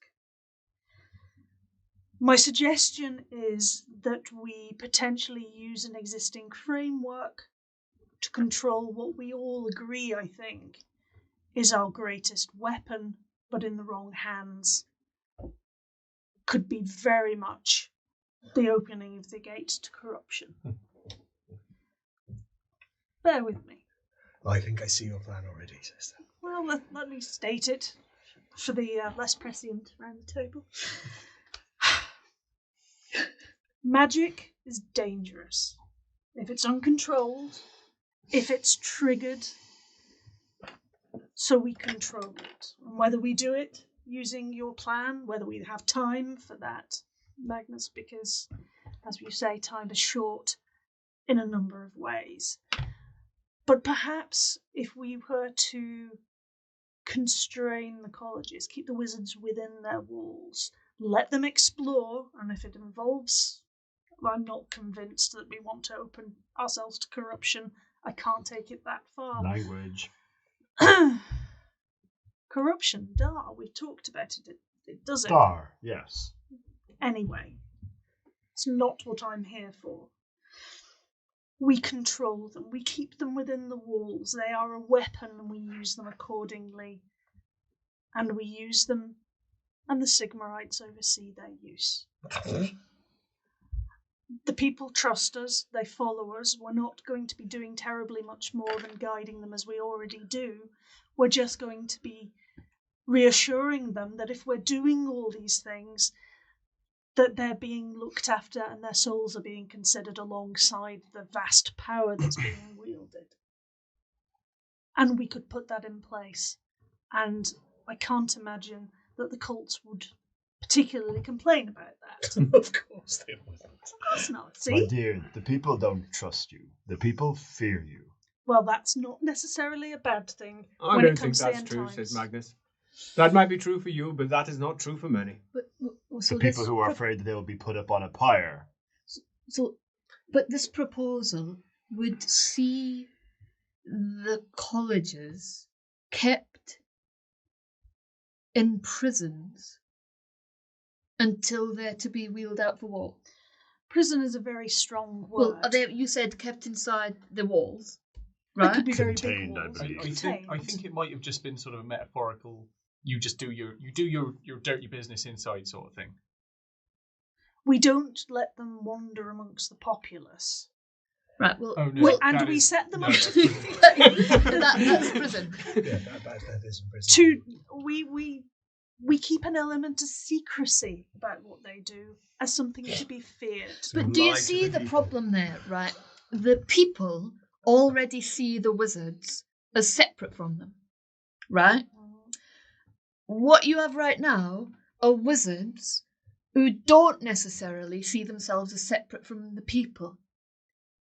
What you're proposing would maintain the status quo of the people seeing the wizards as separate, but would also make the wizards see themselves as separate. You see that, right? It promotes division, not unity. And that, I believe, is counter to the teachings of Sigmar. My point is that if corruption or chaos or the ruinous powers are going to exploit magic, the colleges of magic are the most natural place for it to start, and we should be keeping a very close eye, closer than Wizenland, on what goes on within those walls. I don't know that I agree. I think... What do you expect will happen within those walls, says Magnus? That they perfect their art and use No, you don't understand what I mean. I mean that if they are not monitored, what do you think is going to happen? Oh, I'm within not those suggesting walls? for a moment that you don't monitor them. What I'm saying is they're quite remote. You're not catching my question. I shall rephrase it. Please. Magnus. She thinks they'll fall to the ruinous powers if we don't keep them in line. That's exactly what I thought you were saying. Just like Is that what any you're saying? human will, regardless if they are magical or not. I'm just saying. Yes, but the danger of wizards falling to the They're- worship of the dark gods is significantly more of an issue than it is for some farmer or merchant. I mean, this is a threat that we all face and we all understand as an issue, and it's something that we considered significantly through the course of the formation of the colleges. And this it's been a bumpy road to get where we are now. There are calls for the colleges to close because there have been multiple problems. Calls that are being whipped up by this very cult. Yes, of course. But rightly by the cult. There are those who are already beginning to fall. To make matters worse, though, I was dealing with this all day today, and it is worse, is that they are learning to hide themselves. They're learning right now because they're getting caught. And those who haven't been caught have realized that they need to be more careful. Ultimately, they do require watching. And your point is sound. politically Sound, but I'm not convinced that it is for the best for the institution as a whole. Well, think of it this way. At the moment, you've got a lot of pressure to close the colleges altogether, which will disperse all of these users of winds to whatever ends. Surely better to bring the cults on side and give Well, we them have a part already. in that. I have all the dispensation to set up the colleges of magic from all the cults. None of them have stopped me, and they couldn't if they wanted to. Of course. Now, once I'm gone, This is what I'm thinking. I have no awareness of whether this will continue. I can't say that within 50 years we'll still even have a colleges of magic. They will have done their job, and I hope that we do. But this would be one method of stopping its primary, If you give control of the colleges of magic to the cult of Sigmar, Oversight, not then control. by the time it is the same thing. No. Then by the time of this storm, it will become. My point is, it will become the same thing. By the time of the Storm of Shemtech, the colleges won't exist, not in any form in which they can do any good. It'd be neutered. Then perhaps there's another way of viewing this, and that is that if, for example, Ulyss's idea of mustering a group of individuals who can perhaps be trusted to at least work on study and understand what is currently perceived to be an illegal form of magic, perhaps that, with oversight, makes for a nice bridge in between. But what about my research? I am discovering ways that you don't even need to channel magic through your body to cast magic. Anyone could be a wizard. You wouldn't have any fear of the wizards having a lot of power because you would have a sword that just did the magic for you. That's where the future is. Our ancestors, my ancestors, went down the wrong route with their runes. And they fail. I'm never going to tell them that. They fail to... No, it's because they see the ancestors as better than us, as things that shining examples, but the ancestors failed. They were supposed to close the gates, they didn't close the gates. And if we use the tools the ancestors did, then we're going to fail the same way. The ancestors tell us a message, and that is develop, learn. And I've got ways that you don't even need the corrupting power coming through you people. You just need to give me the money and the time, and I'll perfect it. But we don't have either. But So a we have to be commission, more a practical. commission Magnus could give doesn't have me. the time. Magnus doesn't have the time, but he's got the power right now. The Gold College are with me on this. Volans, they're with me, aren't they? Not at all. Money are involved. He says, not at all. I'm being absolutely honest with you. No, not at all. They think that you're somewhat of an extremist. I think many of your views are perhaps contrary to what they had learned from Tarnus. Well, But it's fair to say, as he turns back to Magnus, looks at him, it's fair to say she isn't wrong. There is most certainly developments there with her etheric matrices, which drag in the winds and through a matrix can then expel a result. It's not the same as magic. It's a far weaker form to begin with. Imagine it like a pistol. It'd be the equivalent of some sort of magical pistol, using the inherent winds that are around us, channeling them through. They would be entirely reliant upon the natural winds about. You would not have someone who is capable of using their ability to channel in the magic to manipulate it and use it. But in the future, you could. Very possibly. I could develop and it could work with something that is, could work with, for example, a wizard. Could work in conjunction with it and use it as effectively a flying ships powered by bright wizards who suck the actuary in and use it to propel the ship forward. It would be something to see. As Magnus notes, yes, that's the heresy that I was told to watch out for. Yes. What's that heresy?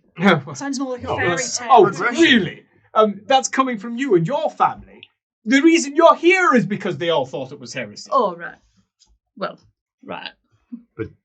But they're wrong. The Dowie heresy is a little bit different. Surely anything that the ancestors haven't approved of is wrong.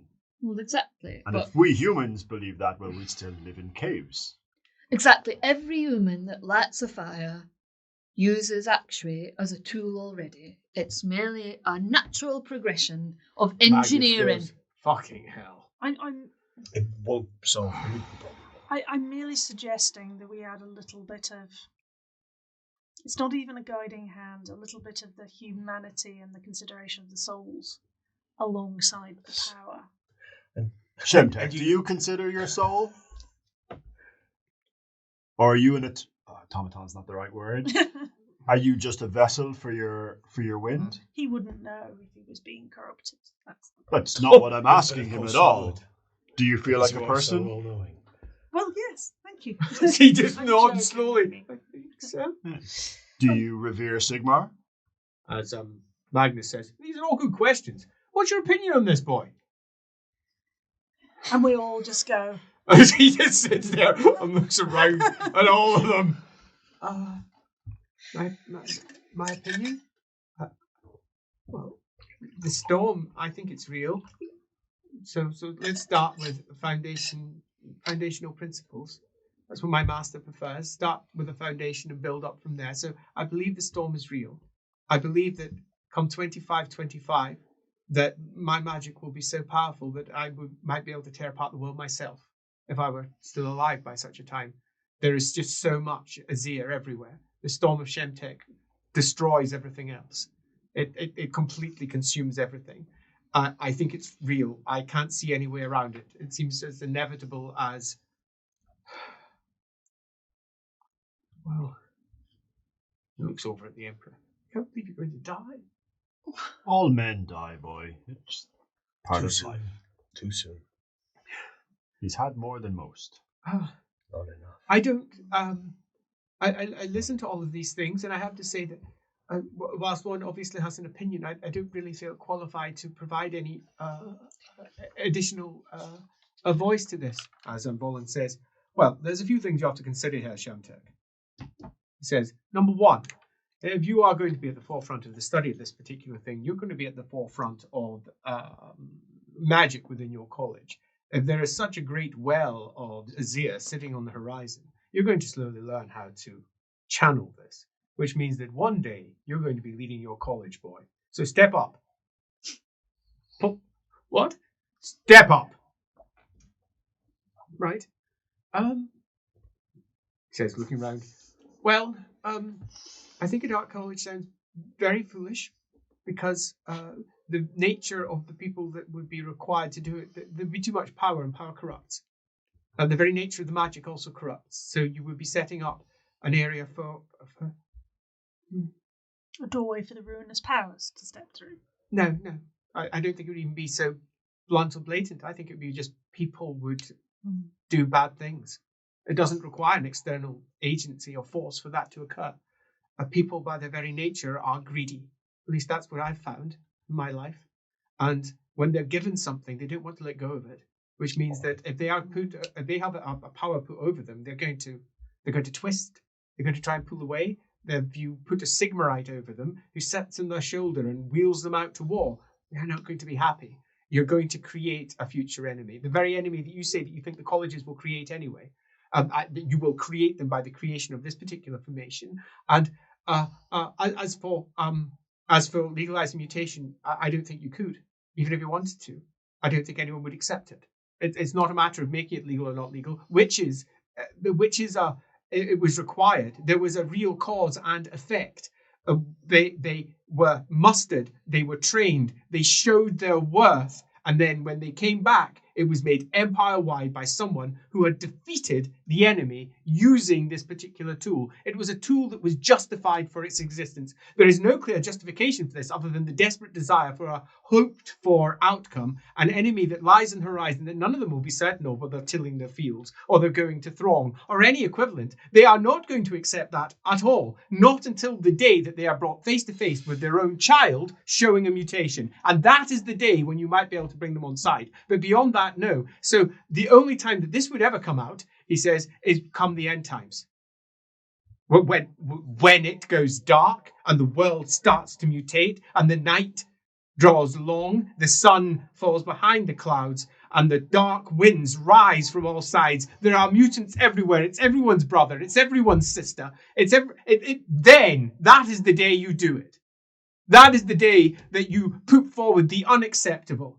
Something that no one will ever be able to bring into their lives, because that is the day when it could happen, that people might accept it in the same way that the wizards were accepted. And then you show how that they can make a difference for whatever comes. But before that, no. So I suggest that you ignore that and you simply write a letter to the future emperors that is passed on generation by generation for what is to occur. Magnus says, letter from me would be pretty impressive. He says, it's true. I defeated Asverkal in close combat. I know I heard about it in a story. So it must have happened. And you're Devonga, like Sigmar himself. Am I? Yes, I know I am. Look, good point. Well, boy, well made. Yeah. He's going to make a good head of the college. We look forward to working with you. So what's your opinions on the rest of this? I'm actually quite interested. And have you looked forward to this? No, what do you mean? No, I haven't cast any spells about this. Well, you clearly must have cast something because you were coming here today. I couldn't see anything. Interesting. Very interesting. You have something you want to say before he speaks again? No. Well, from the perspective of testing, that sounds like it is an absolutely marvelous idea, but it seems impractical. It seems like something that would require cheaper working technology, I suppose would be the correct magical artifacts, whatever it might be. It would require cheaper working versions of it before it can become something that would be accepted. And you will get such deep pushback and pressure from the cult of Sigmar. They don't want latent wizards who could otherwise never feel the taint of the winds of magic upon them. They don't want that. That goes contrary to what they're looking for. Unless we're controlling them. Even if you are controlling, they don't want to make more wizards if they don't need to be made. They would much rather people move through their lives ignorant. And Mike, forgive me, perhaps I've misunderstood your plan. Is there not two distinct parts? There is the testing and there is the awakening. They're not hand in hand? Or are they? I think you would be mad not to do both. Yeah, yes, but... I mean, arguably, walking through the machine might wake you up. Okay, so it's a walkthrough now. He says, marvellous. That well, I like the gate idea. That was my gate idea. Credit where it's due. I thought it was Julius. He always comes up with the good ideas. I probably said it in a previous meeting. You're teasing me. You're teasing me now. I see that. But am I to judge by the unpleasant squirming of your face that perhaps it will awaken them? Is that it will awaken them? No, they'd still need to get. The latent ones would not awaken unless they were given the crown. No, they wouldn't. The latent ones wouldn't awaken unless you gave them. So it seems to me the cult of Sigmar would not necessarily object to the testing because it would stop secret witches existing. It So would why allow are they anyone who split? had the potential to at least go within the colleges. Ah. Which, while you may not love the colleges, you accept that as better than unlicensed Absolutely. witches roaming. That's The Awakening is a separate and discrete plan, and I will not speak against it or for it, but I think it is separate, and perhaps they should be considered as two distinct, separate plans. They are separate in Boomer Shemtek nods and says, "Let me ask a question. How powerful are those that are latent? Do you know? I mean, it could be that you're detecting almost nothing, something that doesn't actually matter. Let's say that there would have been naturally 100 wizards, of which we get 50. The other 100 are lost to attrition, to the cult of Sigmar, to witch hunters, to whatever, to their own unacceptable nature, whatever it is that causes them to die. Let's say it's that. Let's say your device only gets us an extra 2. Like that might not be worth it. There might be a better utilization of those resources. well, perhaps, but I've done my calculations, and I think you're losing over the centuries hundreds of thousands of innocent people because of the way you let wizards just explode. And I don't think that's right. Much like your barbaric attitude towards mutation, the problem here is humanity does not understand itself. You don't understand your very nature, you don't understand your place in the world, or the impact the world has upon you. Magnus says, "Of course we don't." But we He don't really folds have his arms. time for that. Of course we What don't. we might, Let's survive we might, the end times, and then we can spend more time in if the priests in contemplation. your cult, instead of preaching a hateful, divisive rhetoric, if instead they sought to be more inclusive, to discuss the fact that physical mutation was not necessarily the same as falling to the ruinous powers, that those who channel magic are not necessarily evil because they are merely channeling a natural element, much like those who paddle a boat down a stream. That's why I'm suggesting making it a holy weapon. Also, if I might add, they already test in Kislev, not using my expensive techniques, using their own, and the elves can test. So, Volans, how were you tested? He says, "Strictly speaking, I wasn't, but..." He says, "That's because I can channel all the winds. I don't need to be tested." But the others then, when you were putting these colleges There together? was Ursula had a simple spell that she would cast. It was, however, hideously inaccurate. Hideously inaccurate. She swore by it. She swore that she understood humans. She'd indeed been speaking to them for 10 years. That's nothing. I agree. She was quite convinced she understood how it worked. As it turned out, she was wrong. Tarnus, for example, turns out far stronger in the Grey Wind. Indeed, he actually created 2 very powerful spells. Pit of Tarnus, which is a somewhat colloquial term, Grey Wind, ultimately. The spell has got applications through how the actual words are spoken. Indeed, one of the few examples where you can actually potentially use the same spell across the colleges. Tarnus was actually a genius in terms of how he approached matters, but it's because he had this simple, driven mind. He didn't care for the academia of it all. All he was interested in was the result. And as it turned He out, was a soldier first. he very much so. And as it turned out, his mind was awash with shadow, and it manifested in how his magics worked. Indeed, there is a reason that he eventually got picked up to move on from the Bright College. Andy, Yes. Ed question for you. Yes. How, as an ambassador Yes. from the mood, Yes. how much cash / influence have I got? Almost none. Fuck. Really, almost none. Indeed, if you go back, you'll be about the equivalent in terms of rank as a farmer. Okay.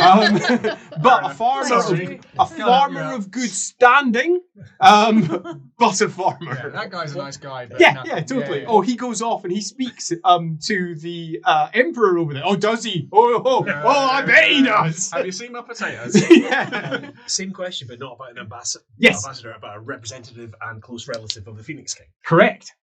How am I placed fund-wise? Fund-wise, you have none, because you don't really view money in the same No, way. exactly. But in terms of influence, you've got a lot in terms of what you can say to others. But no, maybe you'll back and your goal is to hit the Caesar. Yeah, but perhaps I can talk to my family and see if they can provide some funding. Oh, they won't. No? No. No. No. No. In many respects, they would prefer no one was here, many of them.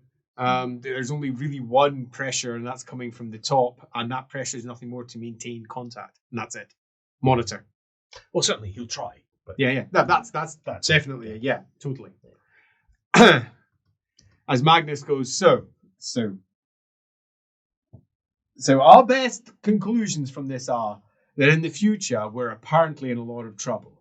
That we could try and do something to be responsible for that trouble as a whole, and that there are a variety of tools that we could have at our disposal that we have chosen not to because of the influence of Ultimate, that have left us in a position that is arguably weaker than we could have been, while simultaneously much stronger because they provided us with all the training and the understanding to build the 8 colleges of magic as we currently have them.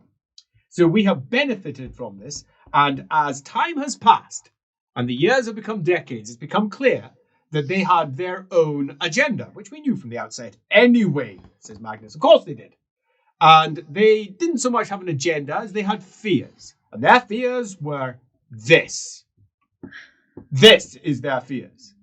That we decide that we know better than them, and we decide that we, in our wisdom of our many decades of studying these matters, can take on dark magics and not corrupt. That we, in our great wisdom, could form new colleges around this. That we could accept mutants and be able to somehow determine which ones were and which ones were not corrupt. We are almost rehashing the same arguments that we had before we even went to war. There's only one of you here was there, right at the very beginning. The rest of you have come in over the years, and we've landed up here where we have tea and crumpets and drink wine. I didn't see the crumpets. And drum legs, of course. Sticks, whatever. And now we've been confronted by this. And I don't wish to put that upon you, he says, pointing over towards Reaver Shemtek. This is not your fault. You just happen to be the one that saw the incoming hell. You happen to be the one that saw it for whatever reason. It's too soon. It's all too soon. This is not how it's supposed to be. And if Volans tells me, it's true, says Volans, almost certainly. I took my time making sure before I brought this to your table. And after the events of today, I am absolutely certain. Oh, Volans. Well, if that is the case, and if this is certainly some great event that is occurring, we have to try and do something. Because to do nothing is to simply accept the plans of those that would seek to bring dissolution. Yes, do you have something you would like to bring up? I do, but it might be considered quite extreme. I know that this is the scenario for it, to be fair, but we mentioned that the At only this reason... hour, is anything extreme anymore? Well, exactly. The only reason why we managed to get to the position that we're in with the wizards and the colleges and everything and having that power at our fingertips is because there was a threat, a larger threat.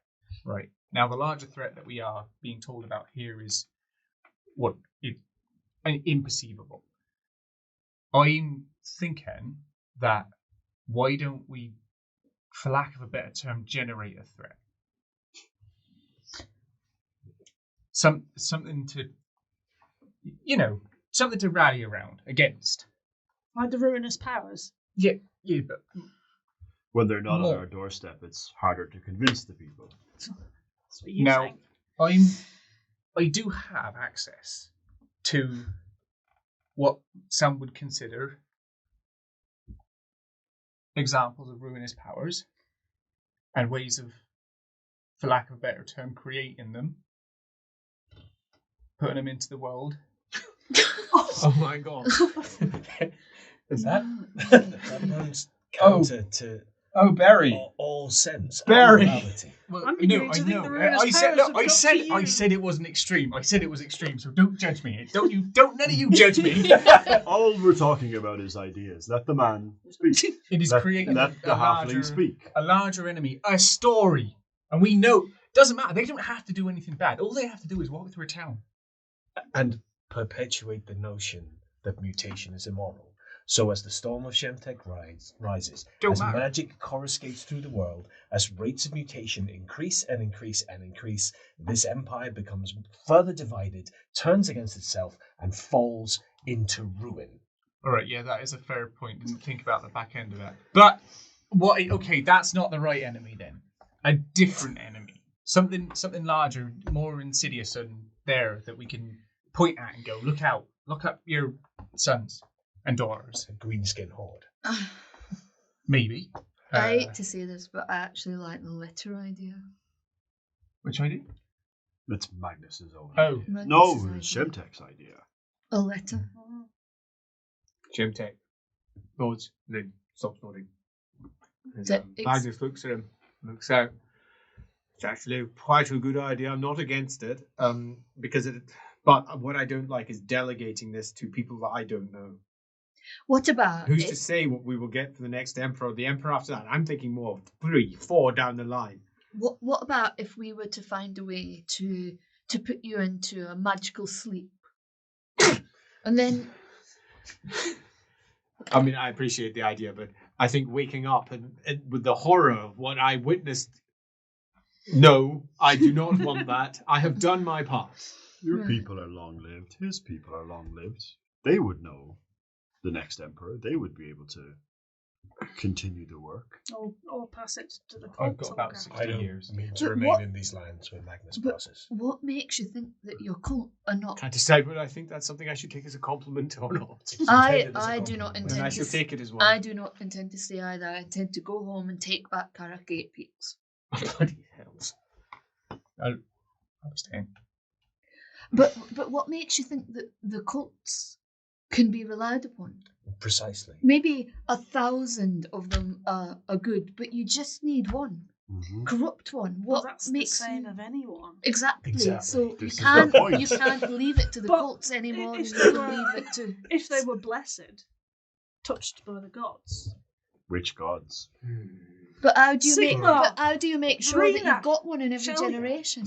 You have to write to each Plus. emperor, and you have to lay down exactly. Bollins, says Magnus. Tell them. Bollins says, which one? Tell them about the blessed. Do I want Yes. to hear Tell this? us about the blessing. And Bollins says, well, obviously you're aware that Teclis had some issues with the blessed and came to the conclusion that they were all wizards. But they were what we are referring to here to as latent wizards that were tapping into powers that was entirely personal in terms of how it was expressed. That was Teclis's opinion. That is not the part that particularly disturbed me. Because, true or not, it makes very little difference to our life. They bring what they bring, and they bring great solace to the people. Particularly given that it makes them feel like the gods themselves are intruding upon their lives, and it makes them more loyal in general. The whole issue came up because Teclis in particular had turned to Finrea and said, the gods themselves have withdrawn. They do not, under any circumstances, impact the mortal planes. They just don't. They do not. So what is this? Explain it. And they went round in circles that elves love to walk around in, attempting to explain things that they don't quite understand. And they came to the conclusion that human gods were just like their gods, and that they had indeed distanced themselves. And they had been blessed to a degree in the same way that the elves had been blessed, in that we had been blessed to enact magic under a certain form, that they had been given it to them as received knowledge. So it was a blessing, so to speak. And it did work differently to what they were doing because they were working through a different form of magic.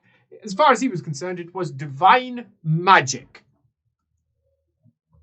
Now, I think they might be onto something, but one can't be certain. But that was not the concern. The concern was what we discovered almost 35 years later. We'd had a long discussion with the Grand Theogenist concerning the reality of blessed sights. So I made a spell with Hish. And I blessed the sight. And they walked onto it, and they were like, yes, the gods are here. And I showed them for the liars that they were. They didn't know. Not a single one of them. I consecrated their temple, an old temple, and it was in fact one that we had just recently uncovered that had fallen to the dark gods. And when my spell came to an end, all of the corruption that was there was just as visible as it was before that. Now, I am not saying that all blessed sights are this, but I am saying you can create a blessed sight. And that meant that I was left of the opinion that one could not trust these things. One could not trust that someone was blessed. One could not trust that a location or a site was especially important to a god or not, because I could fool them. And that is all it took for me to say, this is an untrustworthy, and turns around to Shemtek, foundation. And if we're starting with solid foundations, my suggestion is that the cults are not the solid foundation that we want, but they provide a solid foundation for the people. With a framework in which they operate. Absolutely. They are an essential component of our society, and to attack them in under any fashion is unwise. And we discussed this for some time, did we not? Magnus says, oh, yes, we did. yes, we definitely did. After all, that's what we did at the gates of Kislev. I was flush full of spells to make me appear blessed to everyone that was there. And people fought harder than you can imagine. Heish was spilling from me. My hammer shone. I was Looks a painting. quite unlike anything they had seen before. The gods were working through me. We had done this across the empire. There was only one outcome that mattered, and that was the union of the empire to face off against the horde that was coming upon us. I walked through the silver flame. I did not. I summoned Triton up in Marienburg, a blessed servant of Manan himself. I did not. When I arrived in Talabheim, a great stag, a white stag, came out from the forest in the Tal Grunhar. I did not. It did not. That was all magic, done for one end, to make me appear what was needed for the people. And I will do this again and again, and I will swear I'm right in this hall now, where no one can hear and nothing can be said. That is the truth of it. They will make me a hero. I am the blessed servant of the gods. I can strike anything down because I have to be, but I'm just a man. I am just a man who has lied to his people for 60 years, and I'm tired. Very, very tired. Because the end is coming, and I don't know what to do. I don't know what to do. I have been told all my life that the gods were real, and now I am told by elves again and again, the gods do not manipulate the material plane. To do so is to shake it. Magic shakes the material plane and brings about the end. The gods themselves come from the realm of magic. They are magic. They are real, of that there is no doubt. But they are not manipulating things in front of us. That is not what gods do, or at least that's what the elves say. Whilst I am given manifestations of the will again and again and again. Are they real or are they not? I don't know. I'm told I am Sigmar Reborn. I do not feel like it. But I did smite Azavar with my own hammer. Mayhap that was Sigmar inside me, I don't know. But there's certainly a lot of magic inside me too. Every single spellcaster within about 5 miles was channeling everything they could at me. Everything. And the same was the case on the other side. There were demons everywhere. Some of them the size of buildings, swiping through friends. I'm just a man with a hammer. What do we do? Well, that's all Sigmar were. According to the cults, yeah. What do we do? I don't know what to do. And now I'm dying. And I'm probably dying because so much magic went through me. That is what your experiments have shown. As the magic goes through you, it changes you. And changes inside me. I know this. Bollins has known this for some time. He's been suppressing the magic within me for almost 20 years. I should probably be in the colleges now, but that would ruin the Empire. I'm a witch. There we go. I'm saying it right now. I'm a witch. I'm everything suppressed. I wear a ring. It's a ring of Obsidian or something. I wear it every day to suppress the magical power that I have. I have to wear it. If I don't wear it, I'll do what he did. Pointing over at Shemtek. Things will just... I don't have the training. I don't have the power. It's going to come.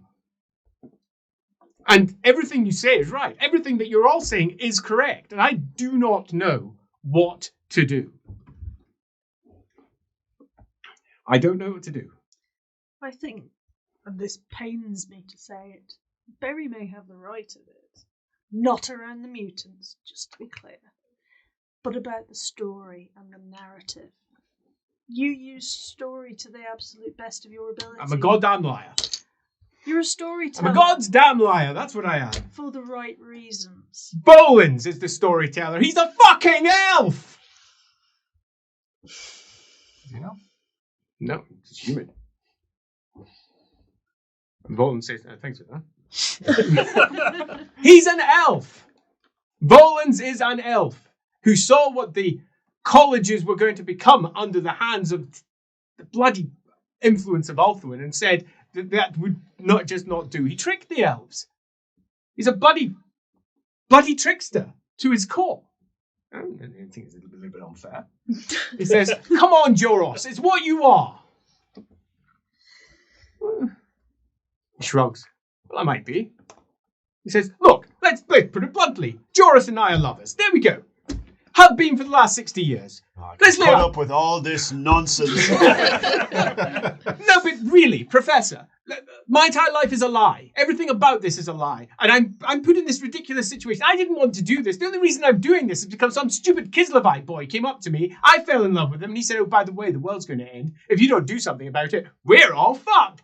Thanks, Joros. And here I am. Magnus, Here the I am. self-pity does not suit you. That's what I've got. It doesn't matter Every if you're day a of liar. my life is self-pity. I'm a liar. This cult worships me. Did you stand against the hordes of chaos? Well, bloody spells did. Did you No. lead your empire? Oh, I'm old. I don't care anymore. You're just the hero No. of the bigger story. You've just given up on yourself. You led this empire. We would not be sitting in this room. Barry would not have eaten 24 chicken legs. 25 without you. Do not forget that. I named you Dwarf Friend. For a lie. No. For exactly as Professor says. Without Because you had the vision, and it don't matter if it was the man you loved who helped you with that vision. You two had the vision, and you delivered this empire from certain death. My life has been just all trying to make up for that lie. If I could. But say good a things have few come from things. it. Of course. That's because that's all I've done. Look. Well, this is not going to get anywhere. You're right. We don't need this. I'll admit self-pity is not the best clothes to wear. But I'm in private and I actually don't care anymore. Right. Chicken leg. Another I drink. shall take that. Thank you very much, Barry. We care, Magnus. To Sigmar. If he is indeed stymied and somewhere beyond and is incapable of protecting us except for those who believe that they can help us, then so be it. That is good enough for me. We act in his image even if he is not with us. Don't tell anyone I said that. He's also different from the other gods. The only one that we know of being human. Who knows what it means to be fallible? And human is what we preach. You're human and Selectively. I Doesn't I make for a also good think story. that you've done enough. You don't have to worry about your legacy and about the next steps. There are good people. I know, but there are good Right now, people. my legacy in this room looks particularly poor. I know it's fine. Thanks. Boy. Yeah, Shemtek, it looks like Femboy. Your college can still see up until that point, right? He says, yeah, the charts are there, yes.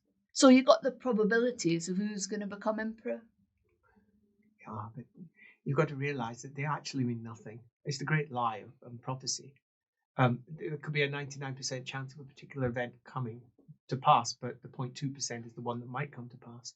And it's nothing more than possibility. Once you have those possibilities, you can use them to try and ensure that the end that you want to come to pass does. But it's nothing more than extremely educated guesswork. What year is it now? Yeah, 2360 something or other. I'll go check up the date afterwards. That would be 63, them 64, 65, somewhere in there. Yeah.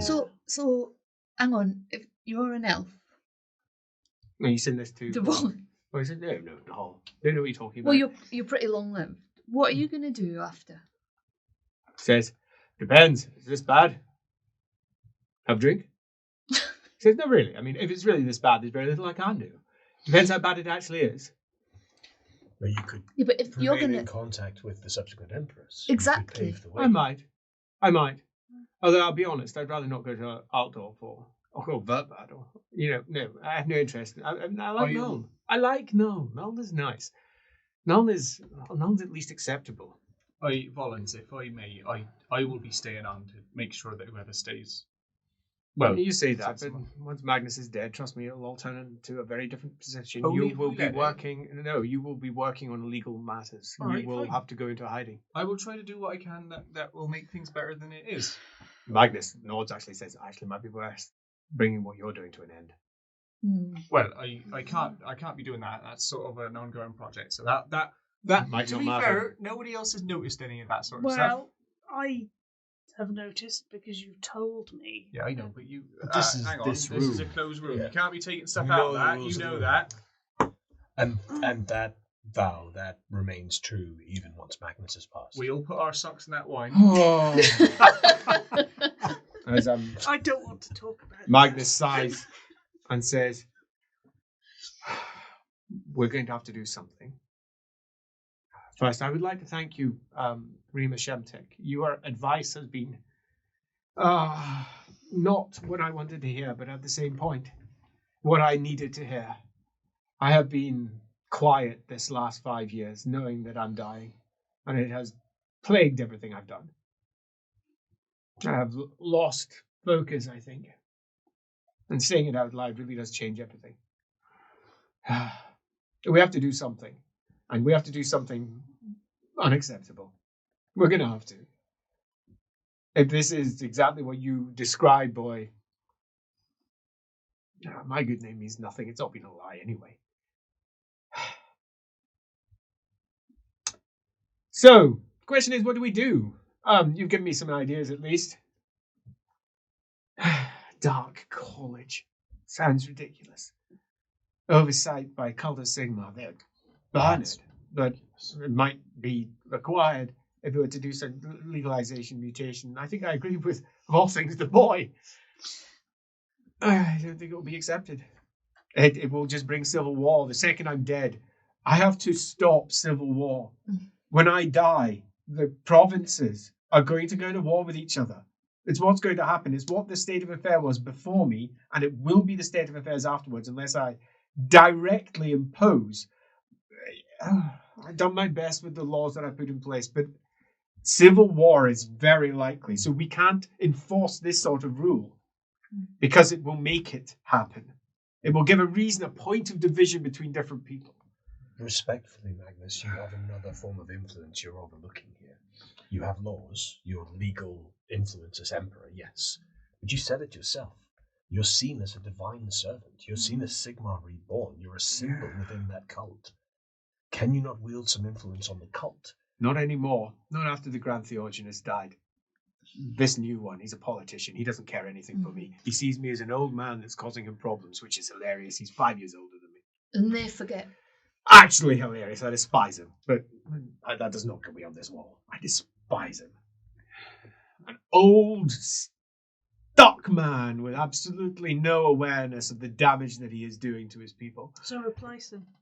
This is not so easily Sorry, done. channeling Birdie there for a minute. A little bit too strong. Perhaps you could Really? You want me in charge? rather than this think I need apparent that imbecile. power. Oh, But maybe the fact that you're reluctant to take the power is precisely why you need it. let us simply accept that we're going to have to do something. We can't make mutation legal. We can't.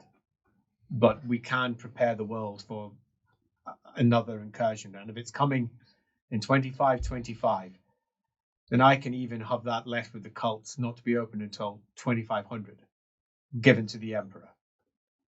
Whoever it is on that day.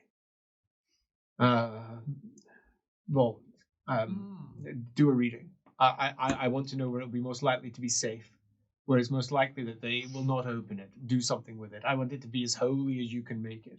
Oh, I can make it pretty holy. He says, that won't be much of a problem. They will be quite convinced that it's as holy as it comes. The gods themselves, well, perhaps it's blessed on my death. Put the silver seal to it. The silver seal. Now that will do it alone. The silver seal. Yeah. And make it holy too. The silver seal will do it. No, I want more. I just don't want anyone touching it. Give it to the bloody emperor of the day. He's going to have to deal with this in his time, so let him deal with it. And we have to set things up so that he doesn't need to make these terrible decisions. So we have to make them on his behalf. Shemtek puts his hand up. He says, might be an empress. Oh, I apologize. Yes, of course, it might be.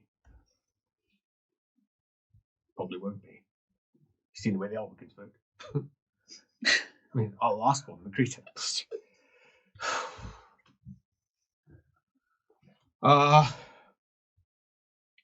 Are there threads we can pull now which will bear fruit 200 years down the line? Can you find us threads we can pull, It's not going to be 200. It's only 150. It's hardly any time.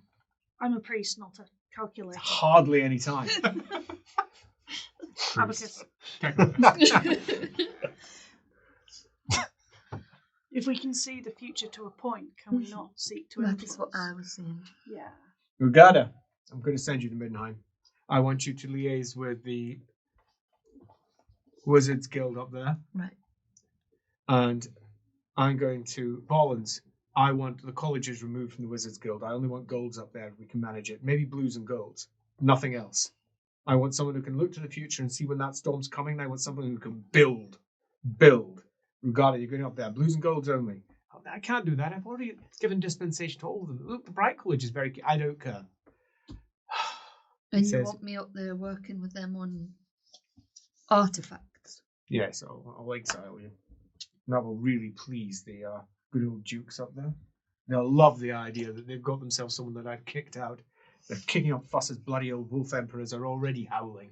So let's give them something to howl about. Give them the access to something that no one else has that will make them delighted. So you're going up there.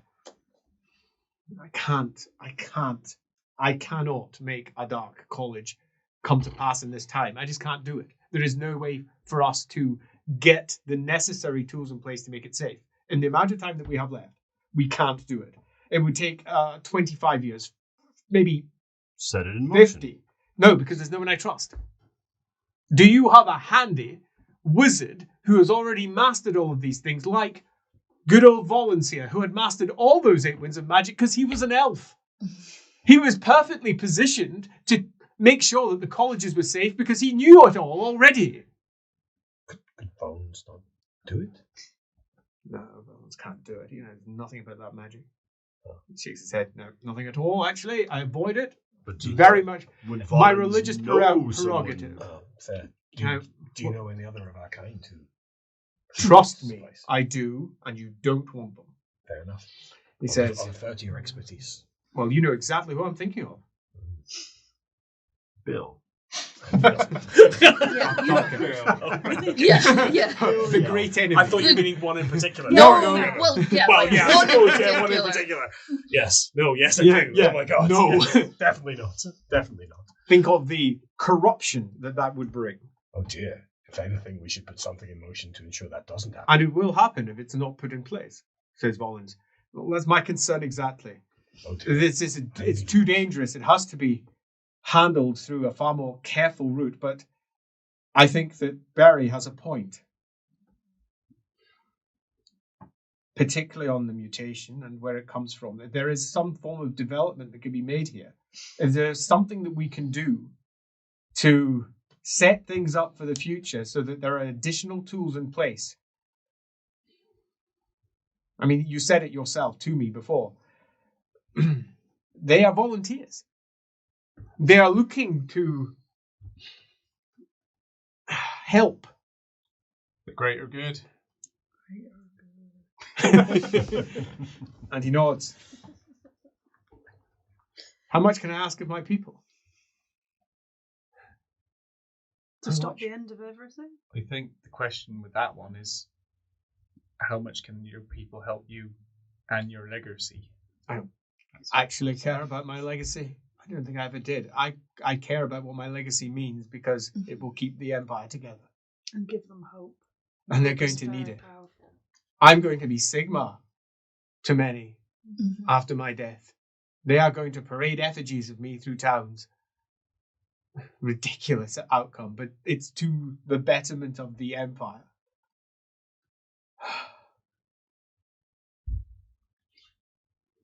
Yeah. Barry, I think I am going to have to approve your continued research. All right, no problem. There's going to be a component to it that I think is going to be required. The part that I forbid before. What be that bit? Reading.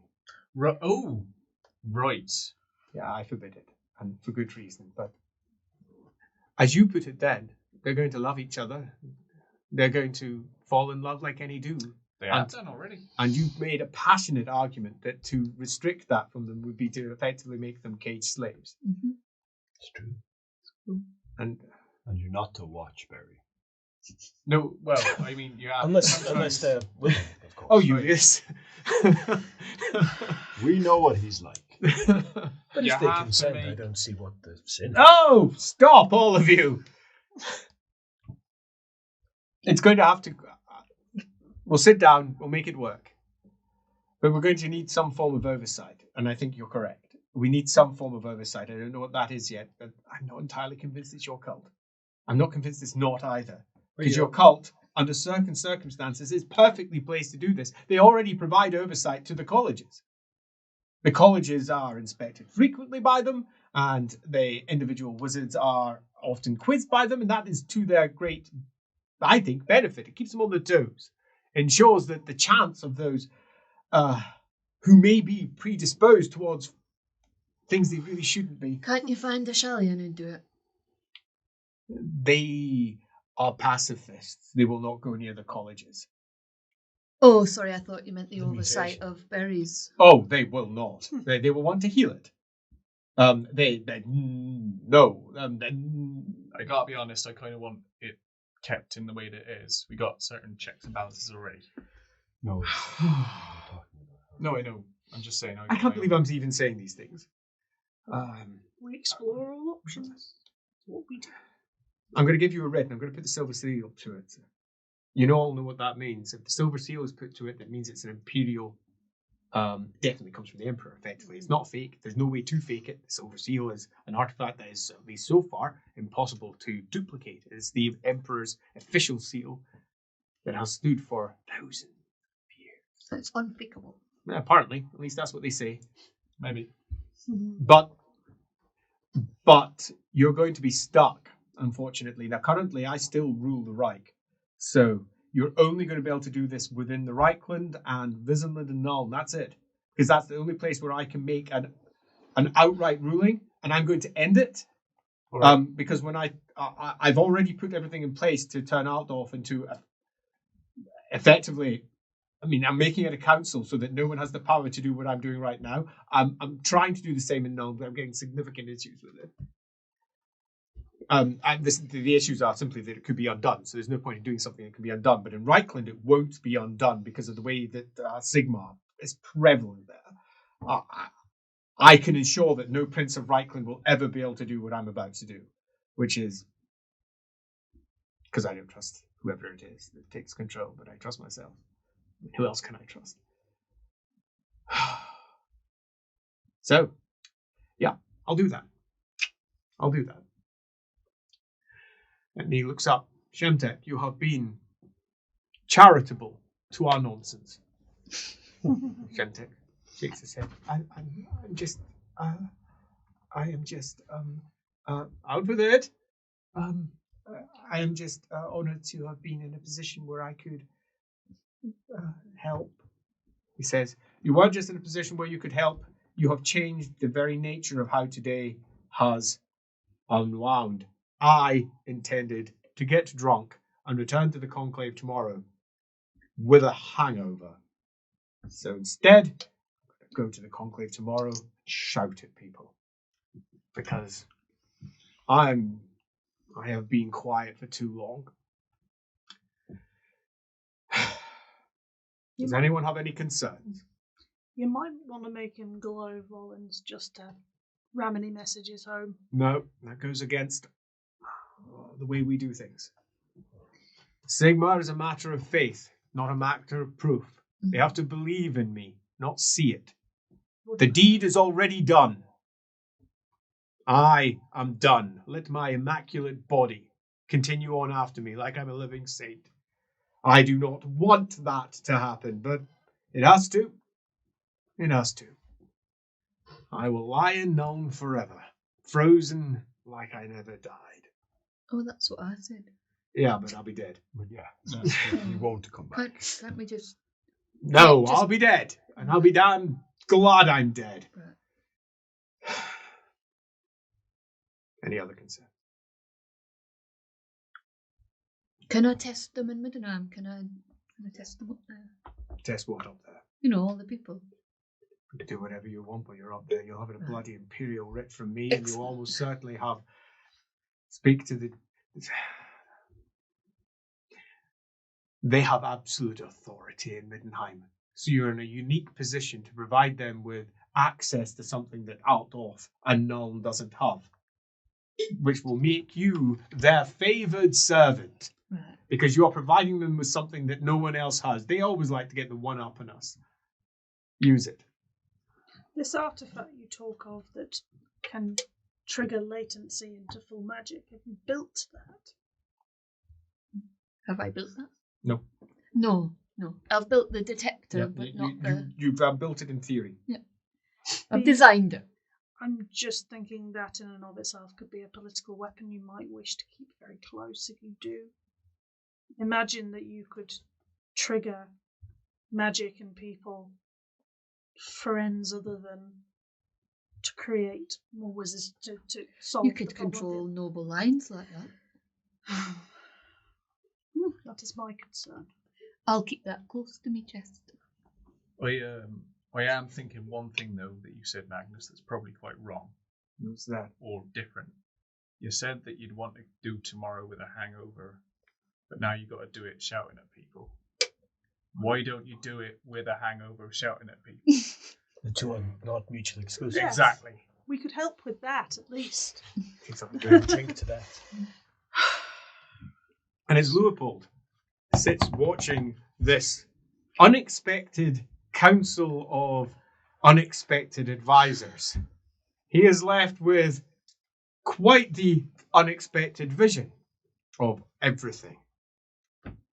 And as his fist clenches, breaks, and goes through the table, splinters sadly in his fingers too. Ow. And his lack of sight hits. And he's blind again in the room and turns round and sees the incoming ambassador. My name's Julius von Casting, he says. And that is where we bring it to an end! Boo! Boo!